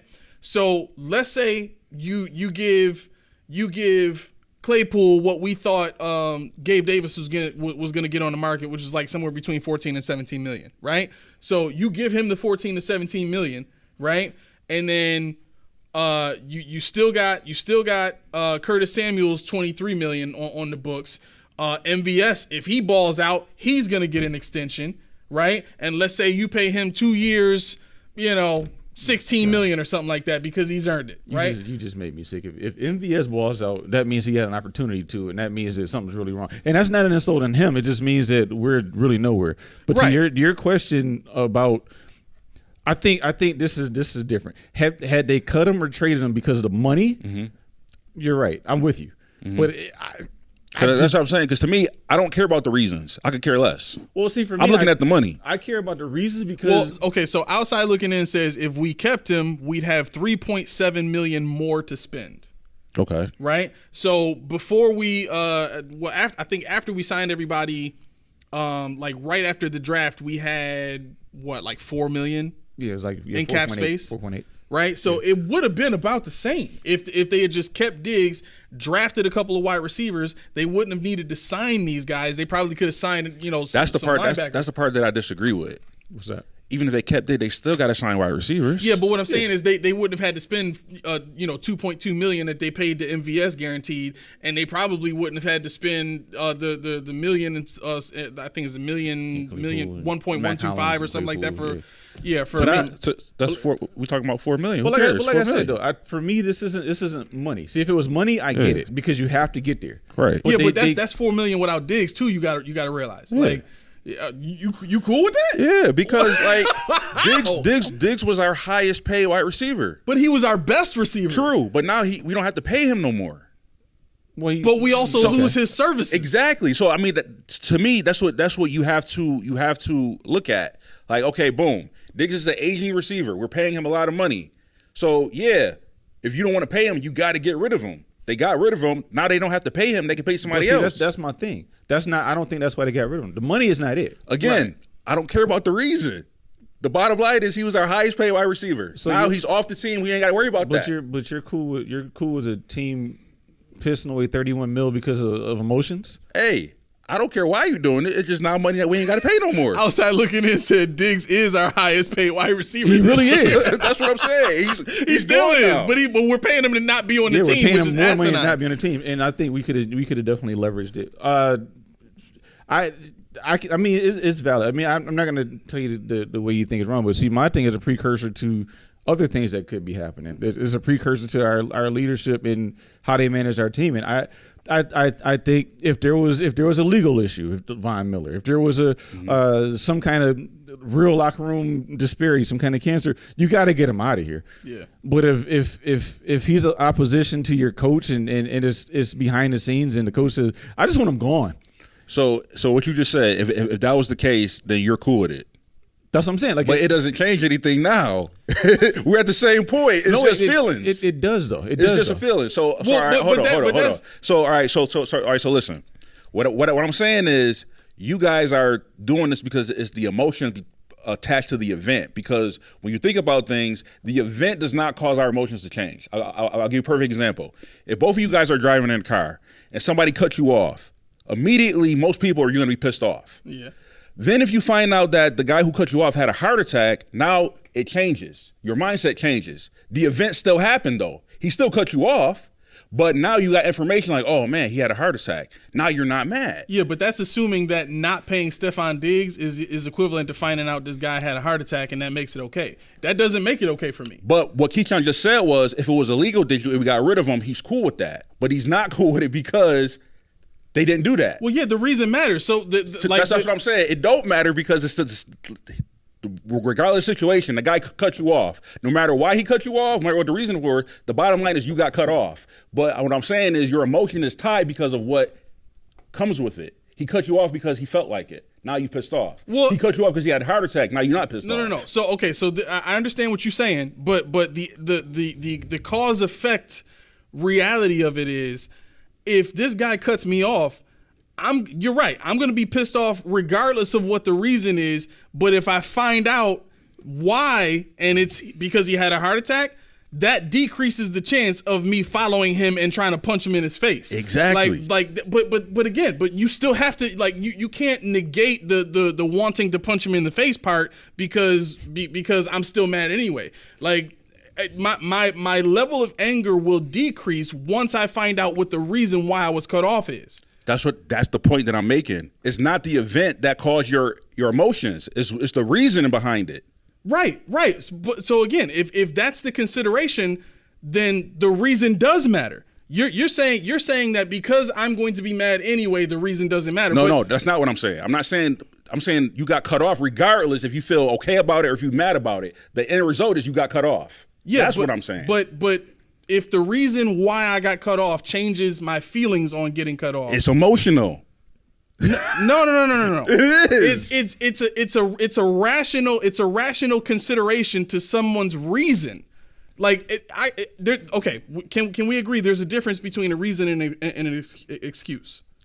I'm just lost, y'all. Same thing. And a reason and an excuse are the same thing? Same thing. No, that's okay. We disagree on that. To me, the bottom line is, I think it was an emotional decision by Sean McDermott to cut Stefon Diggs. I agree, 100%. There's no logical reason that anybody can tell me of why they should have cut Stefon Diggs from either from a legal standpoint or a cap standpoint. None of the logical stuff that they tried to throw at us lines up. Right. You know what I'm saying? Yeah. So for me, if it's an emotional decision to get rid of Stefon Diggs, and I've already seen my head coach make emotional decisions that have cost my team wins and cost my team other players that we could have had. That's what puts me in a position to hate this trade, because it came out of a place that has caused us to lose so much when we deserve so much better. It's an emotional. It's emotions. You just said it. It's an emotional decision. You literally just said it. On Sean's part, not mine. Yeah, but that's what I'm saying. But that's the thing. I think whether Stefon Diggs is going or not, it doesn't make the team better. Bean said it. The team's not better now. Not better financially, not better, what do you call it? On the field, we'll just say. Yeah. I can't think of the word I'm supposed to. But performance-wise. So, I mean, you lost. But the reason why you lost, you're admitting you lost as soon as you did it. That's what bothers me. I don't care about the money. I don't care about the Diggs. I think I can kind of go with what Mel's saying, only in the reverse. I would care because of the track record that we've seen already. 13 seconds we've seen with the kickoff. Exactly. And it's like, why are you doing this? You know, what is your I don't care to know it. But my thing is, like, this is another thing in that bucket. And And you got to remember back in 2004, 2005, when people were like, yo, it's Buffalo. Ain't nobody going there. What did LaShawn McCoy say? They sent me to Buffalo to die. Right. I don't want it. And the thing about that, when you hear about a coach that makes Minnesota did the same thing with like Diggs. They sent him here thinking he wasn't going to do nothing. Yeah, they make emotional decisions and things like that, and then word gets around. Right. And that's what hurts me. Because I don't want that perception again. We got out of it. Now we're winners. Now I want to go to Buffalo to be with Josh Allen and third. And I want it to stay that way because we came out of the dark days. Yeah. I think Miller DPOY 2024 says, no, God, why did he say Miller Defensive Player of the Year? You didn't get it? As soon as you said it, I said, yeah. Oh, my gosh. He says, time will tell. No one will be able to find no one will be able to and offense will struggle to me. Yeah, I mean, right, and that's I didn't want time to have to tell. I guess that's where I'm kind of at. You know what I'm saying? It's more so I watched us be in a Super Bowl window, and then I watched us fall out of it when we didn't have to. We could have made decisions that kept us in it or got us over the hump to actually win it, and then every other terrible decision that we've seen wouldn't have mattered because it was worth winning a Super Bowl. You know what I'm saying? But now we've fallen out of it. The team is admitting that they're in a transition year, which basically means they're in a rebuilding year. They just refuse to actually come out and say it. Mm-hmm. But we have to watch them rebuild now. They're not in a Super Bowl window anymore. We've fallen away from the peak of where we were.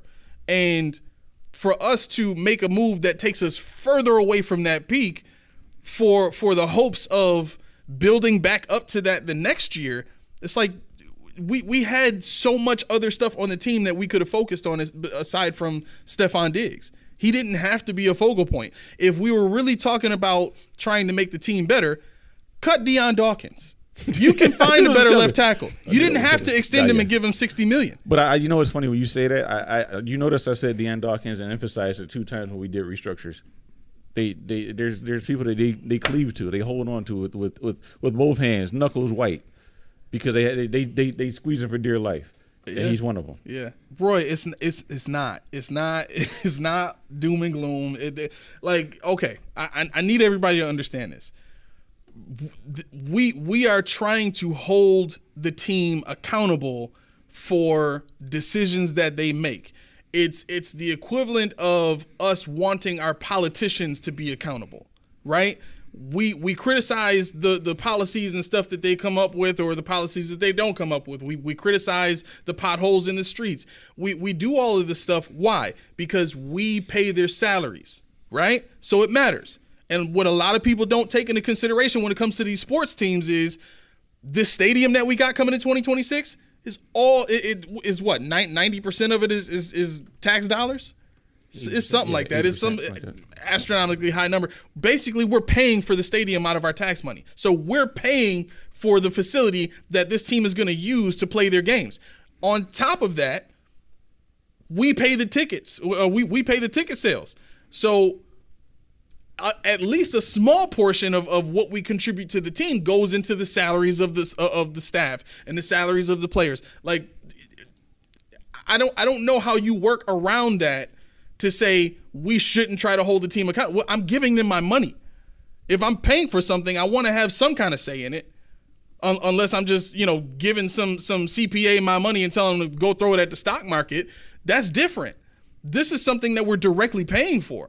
I should be able to hold them to a higher standard because we're seeing teams like the Eagles and the Chiefs hold like what were the Saints famous for before they got Drew Brees? They were famous for people sitting in the seats with bags on their heads. Yep.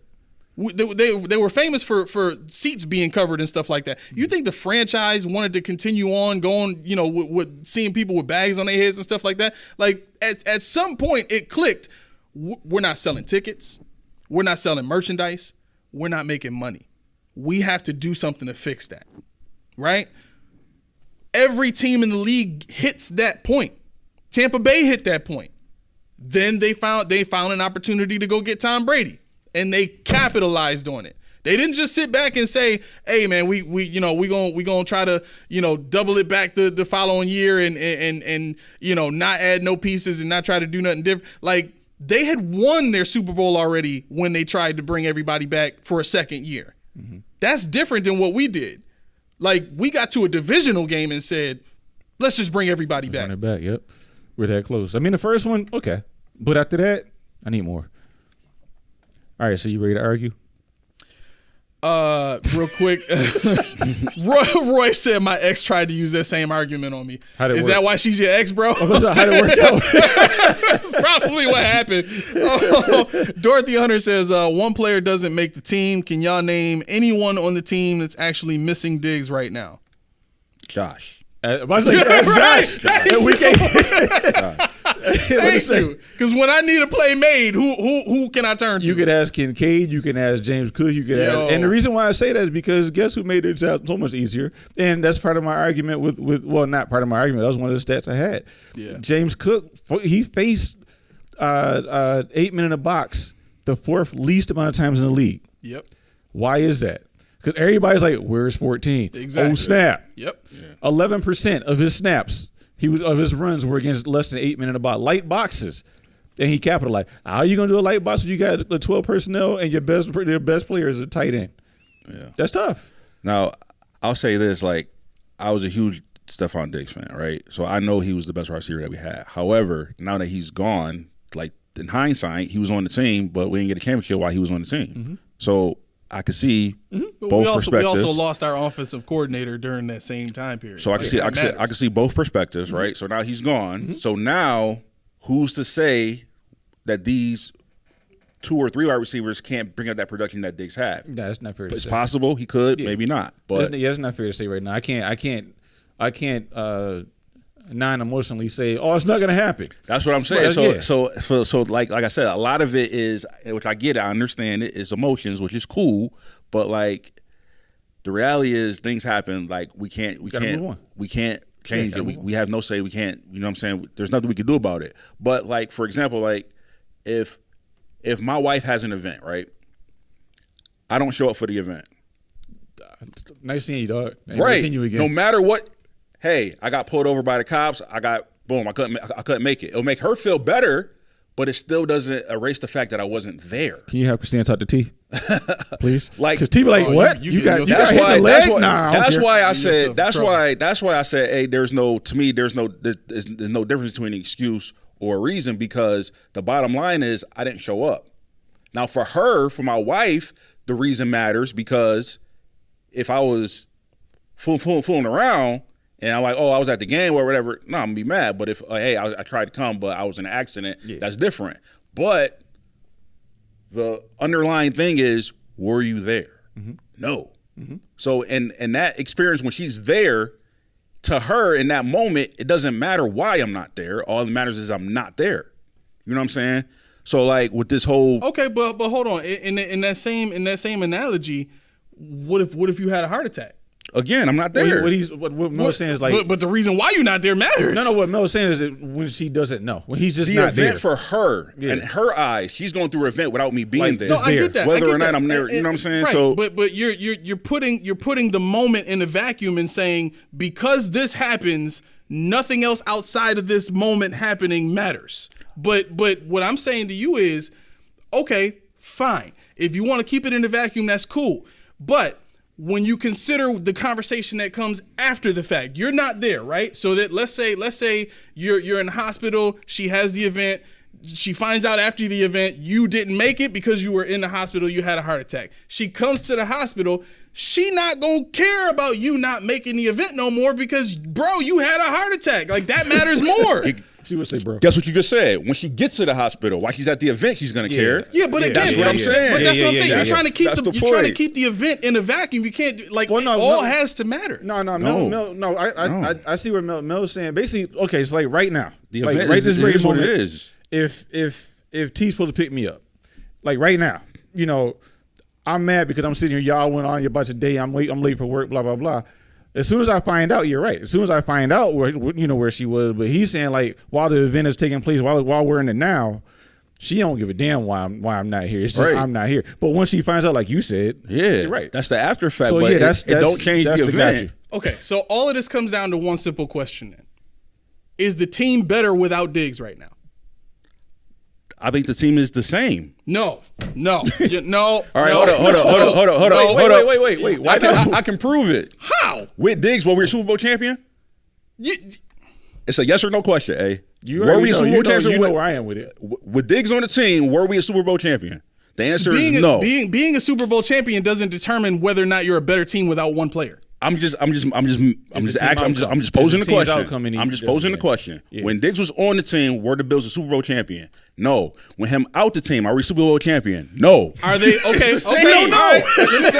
No. That's fine. If you want to go that route, were the Bills closer to being able or having the level of talent necessary to win a Super Bowl with Diggs or without him? I can't say that. I don't know. Producer, you don't know football. I was like, wait, what? Right, you talking about no. We can't say that because anybody who knows football knows you don't get rid of a top 5 receiver in the league and think that you're fine without him. Like, it doesn't work that way. Kansas City Chiefs did it. And Royce said this earlier in the comments. Kansas City Chiefs did it. Huh? Kansas City Chiefs did it. They have an all-time great offensive coordinator who happens to be their head coach, top of having the best quarterback in the NFL, top of having the best tight end in the last 10 years. But you can't pose a question and then add extra stuff to it. It's not adding extra stuff. The question was, context matters to a point. You like to take points and put them in a vacuum and say, because in this vacuum this is reality, that it's the reality throughout all of the universe. That's not the case. Okay. Context always matters. All right, so the question you said was, nobody gets better getting rid of a top 5 receiver. Right. The Chiefs did. They didn't get better. They didn't get better. Technically, they won a Super Bowl. They didn't get better. Technically, they didn't because they were Super Bowl winners with us. That's what I'm saying. They were Super Bowl winners with them, and they won the Super Bowl without them. Okay, Keyshawn. Why me? Watch this. Watch this. You better be in this. Watch this, Keyshawn. You better be in this. How many Super Bowl rings was Tyreek got with the Chiefs? I don't know. 2. One. How many do the Chiefs got without him? 2. He's better without him. No.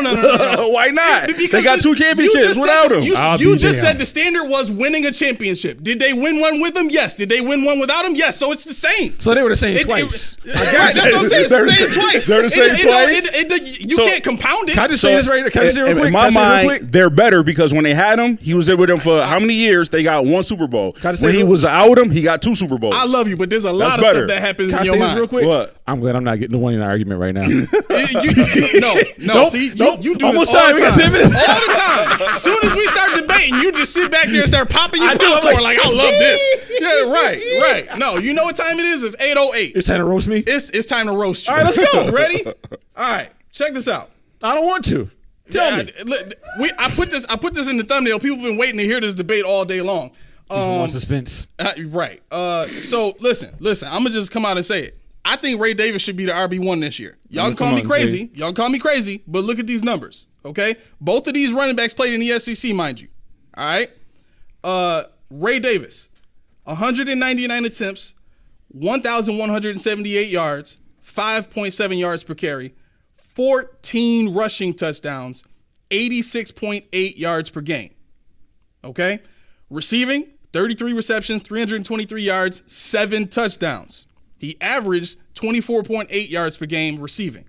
Okay, James Cook, in his star year last year with the Buffalo Bills as their RB1, 237 attempts, 1,122 yards for a yards per carry average of 4.7. He averaged 66 yards per game and only got 2 rushing touchdowns. All right, so you look at that and you say, well, he's a better receiver. Okay. To Ray Davis's 323 yards, James Cook had 44 receptions for 445 yards. A yards per game average of 26.2 yards and 4 touchdowns. Now, again, both of these dudes played in the SEC, right? James Cook played at Georgia. He was the number 3 running back on that team, right? Ray Davis was the star for Kentucky. He played 1 year there. Huh? He played 1 year there, yeah. Right. But again, SEC, same level of competition. One dude's a number 3 on his team. The other dude's a number 1 on his, right? Now, when I get that outside looking in, that's all you could do. That's all you could do. I get it. It's pros versus college. But I'm saying this to say, if you look at the Buffalo Bills and how they've used James Cook, they've used him in the same way that the Green Bay Packers used up Aaron Jones. Run between the 20s, get us into the red zone, and then we'll bring a big boy in there to finish the job. To me, that's not an RB1. If I'm really respecting my RB1, if I'm really putting him in a position where you're going to get the bag, you're going to carry the load, you're going to run the ball for us, and you're going to be the main one, I don't take him off the field on goal line situations. But you also don't allow your quarterback to be the leading touchdown getter on the ground. So that's the other part of it too. Right, mm-hmm. Right. So basically what they're saying is our quarterback is a more viable and more valuable runner down at the goal line than our RB1. No, I mean that's what they believe, but that doesn't have to be true. Well, no, you're right. Yeah. So when I say what I'm saying, I'm saying is based on what I believe the Bills have shown they believe, mm-hmm. Right? So or Josh, I don't know. I mean, I don't know if he checks out. I don't know what he does, but right. Yeah, I mean those push all that BS. Yeah. I mean this is the thing. We all know I'm a Himbo fan. We all know that. Mm-hmm. Now, if you look at his scouting report, his strengths were way higher than Ray Davis. I mean, were way more beneficial and translatable to the NFL than Ray Davis. James Cook is a year younger than Ray Davis. James Cook, in his one year as a starter, was the number 6 overall yards from scrimmage guy in the league, including all tight ends, wide receivers, running backs. Number 6.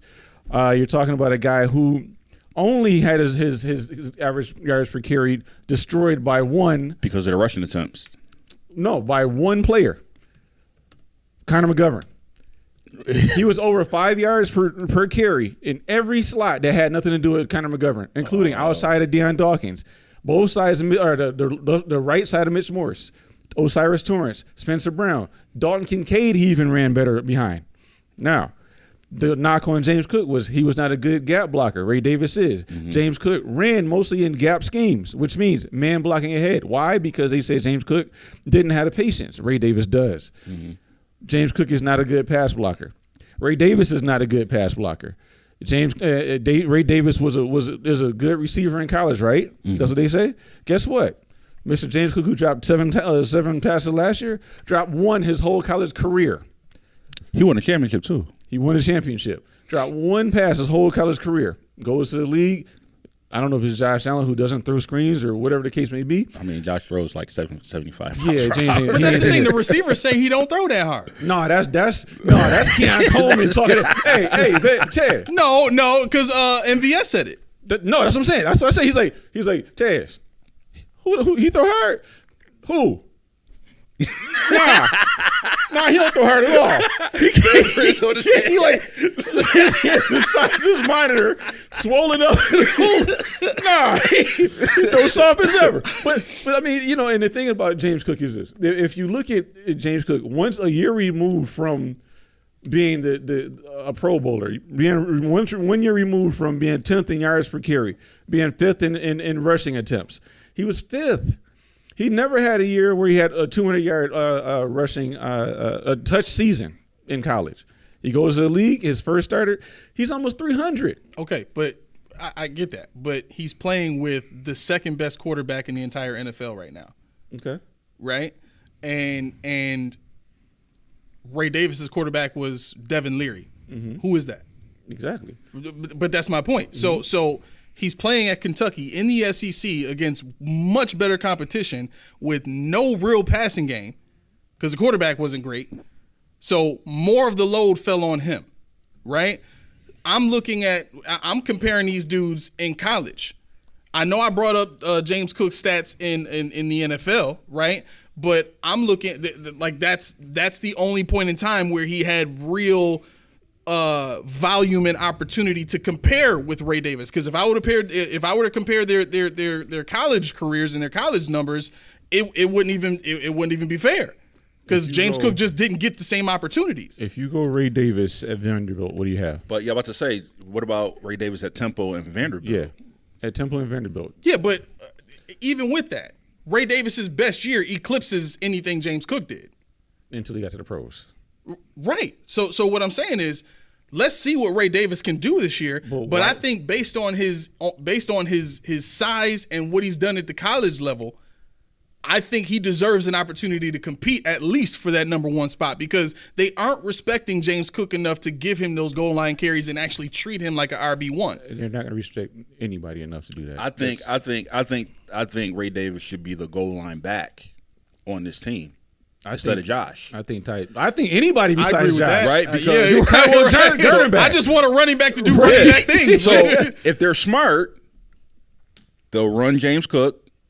But those third downs and those goal line, they got to bring in Ray Davis. Right, and that's why I was saying the Bills are treating James Cook how the Packers treated Aaron Jones. It was Aaron Jones and Ty Montgomery, and then it was Aaron Jones and Jamal Williams, and then it was Aaron Jones and A.J. Dillon.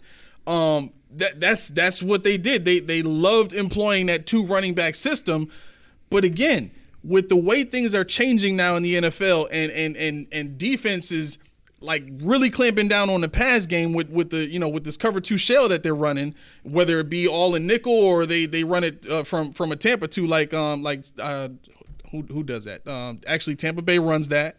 Who else runs the Tampa 2? I think oh my gosh, I think the Seahawks are starting to run it now if I'm not mistaken. But anyway, my point in saying all that is, I think with the transition that we're seeing the Bills go to now, running a 12, if you're running that system to counteract what teams are doing to shut down the pass, and you're going to say, okay, well, we're going to run it down your throat until you open something up for us in the passing game, and then we'll hit those big plays. I think you have to do it with a running back that can be consistent and handle that load.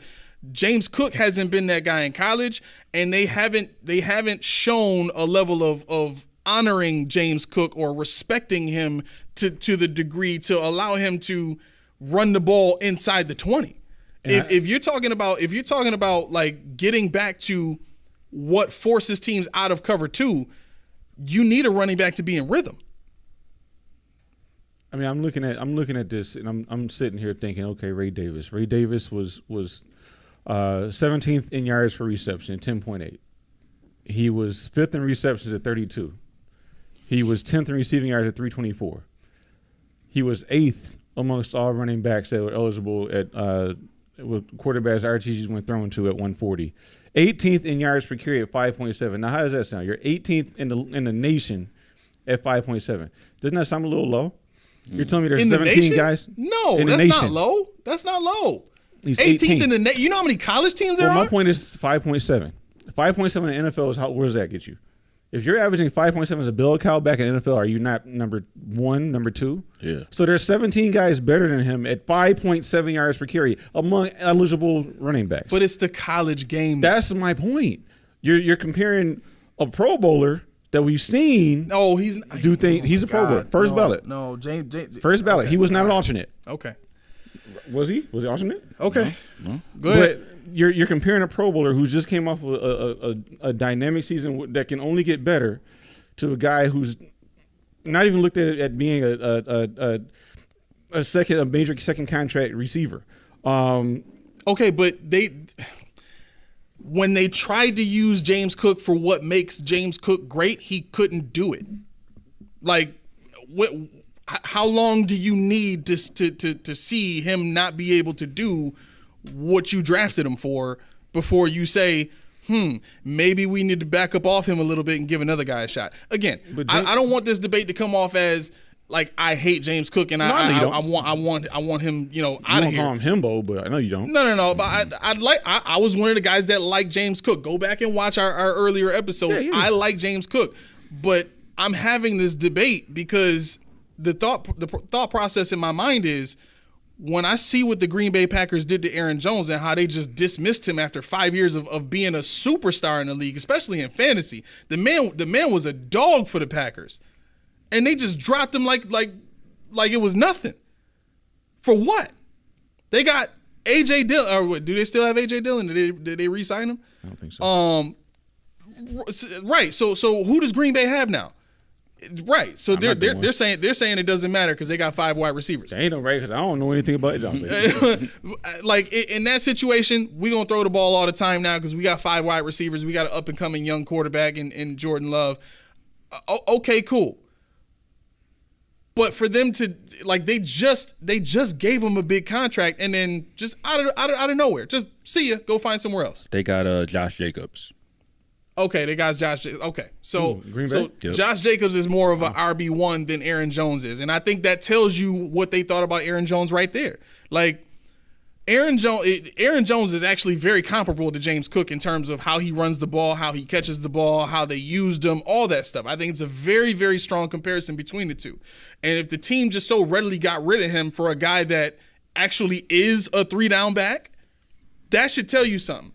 I mean, that seems to be the moving trend in the NFL now, is teams trying to get a guy like the Jets got in Breece Hall, like the Falcons got in Bijan Robinson. The Eagles went and gave the bag to Barkley, right? So the move is, let's go get 3-down backs. San Francisco was ahead of the movement, going and getting Christian McCaffrey. We need 3-down guys that can do everything. And I sit here before you today saying I believe James Cook can be that guy. I do. You think he can break tackles? I think he'd be a 3-down back. Okay. He was top 10 in missed tackles for us. He was second in carries over 10 yards with 35 carries over 10 yards. I mean, James Cook has done everything you expect him to do and more. And you bring in Cedric Van Pran-Granger, who he was averaging 5 yards a carry behind, to hopefully replace Conor McGovern. And that will fill that hole right there where he was averaging 3.4 and 3.5 respectively around Conor McGovern. Mm-hmm. That brought his average down from a 5.7, which is what Ray Davis had, to a 4.8. I mean, I can't get behind now. I can't get behind now unless there's something that he just does this year that he just falls off the face of the earth. If he smells himself or whatever he does and Ray Davis takes over, I just can't see a world where that window is even open. I would like to see how he can handle, like, let's just say Cook got hurt and they had to depend on Ray Davis for the whole game. Could he do it? Because, like I said, I think he could be a great goal line back, but I don't know if he could do the whole workload. I don't know. Yeah, I'll have to. He reminds me of Devin Singletary. Do he got speed? Like 4.5. Is he faster than the motor? Singletary was like 4.7, wasn't he? So he's faster than the motor. 4.65. I mean, James Cook is a 4.42, and Ray Davis they're. But he's bigger though. He's meatier. He's 5'10", 216. Like he's got weight. Yeah, he played at 211 last year, but. I mean, you're talking about a 15-pound difference, and they're the same height. Neither one of them can block worth a lick for a quarterback. So I got to see his vision, because he's got good vision, but that's behind gap. He's not good behind zone. James Cook was perceived to be a great zone runner, but James Cook actually was a great gap runner last year. Why didn't you just tell me that?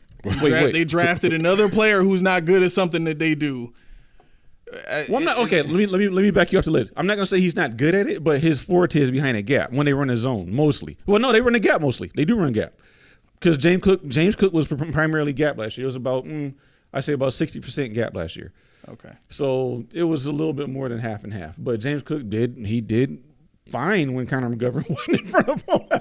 So I can see a world where I think it'd be a spell.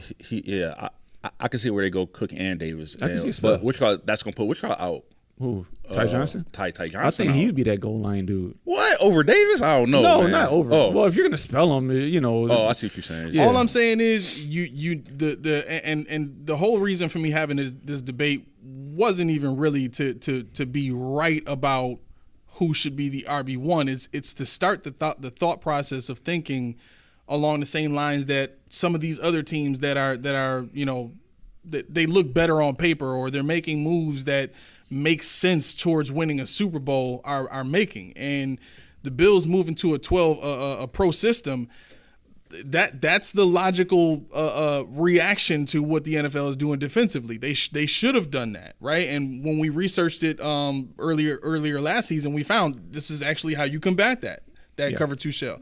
So they made the right move there as far as the scheme shift, but now you need a 3-down back. And when we got James Cook and he finally got the opportunity, I said, perfect. The man's gonna be a pro, all pro this year. Like that's what I wanted to see. But then they stopped giving them the opportunities inside the red zone. Why? Like, that's the part that didn't make sense to me. Either you see him as a 3-down back or you don't. And the Bills all offseason last season were saying we see him as a 3-down back. Yeah, they didn't see Ty Johnson, Latavius Murray. Right. They just see Josh Allen. They see give the ball to Josh and let him do his thing. Get the ball to him Josh. killed. Huh? Get the ball to Josh. Get the ball to Josh. I hate that. But no, Exactly. I think Make that man do everything. right. As long as James Cook decides to receive the ball this year, I don't see why he can't be really dangerous this year. He should really take another step. Yeah, whoever it is, I just want a 3-down back. If it's him. Cook, if it's Davis, I got him 14 for fantasy, bro. 14? 14th overall. 14 running back. Running back? Fantasy. Is that good? Yeah, I honestly have no idea. Okay. I mean, he's not first round, but Yeah, I wouldn't expect that. he was great earlier in the season. I think I had him earlier in the season on 2 of my teams. see what the key with running backs is availability. Because Availability? all these running backs might be above them, but are they going to stay healthy? Probably Right. not. Like, case in point, I'm telling y'all right now. Here's a nugget. Do not draft Kyron Williams. Don't do it. Do not do it. Ooh. He's rated number 6. He's not going. I'm telling you, he has not played a full season his whole career. He's not going to. I'm telling you right now, he's not going to do Well, it. that means I should get who's him their because I think they drafted a guy. I was gonna say that's the dude you drafted. if you get Kyron Williams, you gotta get that back up. Yeah. Handcuff. I'm telling you right now, he's not going to make it. on my whole team last year, I lost all the quarterbacks I had, so it didn't matter. Oh yeah, that was bad. So, hey, you ready for that? Oh, go ahead. What you got? Outside looking in says, "Hey, I turn 43 tomorrow, guys. Can I get an over 90-second for the B-Day bank?" Yeah. Let's try it now. You ready? Yeah. I gotta set up the sound. Okay. Let me see here. Yeah, because you about to get fired. Put me out there later, man. You on deck. You are on deck. Let me see here. Pull up this trusty dusty media player. And here we go. All right. Thank you very much. Hopefully we've entertained you for the last 2 hours. It's been a great time, fellas. Love y'all. And I love doing this with y'all. Yes, sir. Happy birthday to Outside Looking In. We gonna go 270 seconds for you. How's that? Nah, I don't even know if I got that much stuff. No, seriously though, if you've enjoyed what you watched today, obviously we would love for you to like, subscribe, comment. Yes. Comment. Yup. Hit that bell. Make that it thing. ring-a-ling-a-ling. That way you can get notifications when we put out notifications, so you can stay in tune with us. There's been some movement around, with the days that we do this. We're trying to be as consistent as possible, but usually we let you guys know whenever we need to shift days or something like that. So just so that you guys outside looking at this, take your time. So I wanted to say this, for those of you who I don't know what social media platforms you're on, but we're on all of them. So if you're not comfortable commenting on YouTube, and you just want to hit us up on Facebook or Instagram or whatever, we check all of our social media the same way that we that we check YouTube. And I think usually with YouTube, one of us is answering you within the first half an hour to an hour of you sending us a message or whatever. So feel free. We love the conversations, we love the interaction. We've been putting out some more shorts, so hopefully you guys have been enjoying that. Those have been getting some views and likes and stuff like that, which is cool. Outside looking in. You already won, dude. Yeah. Put the face with the money sign.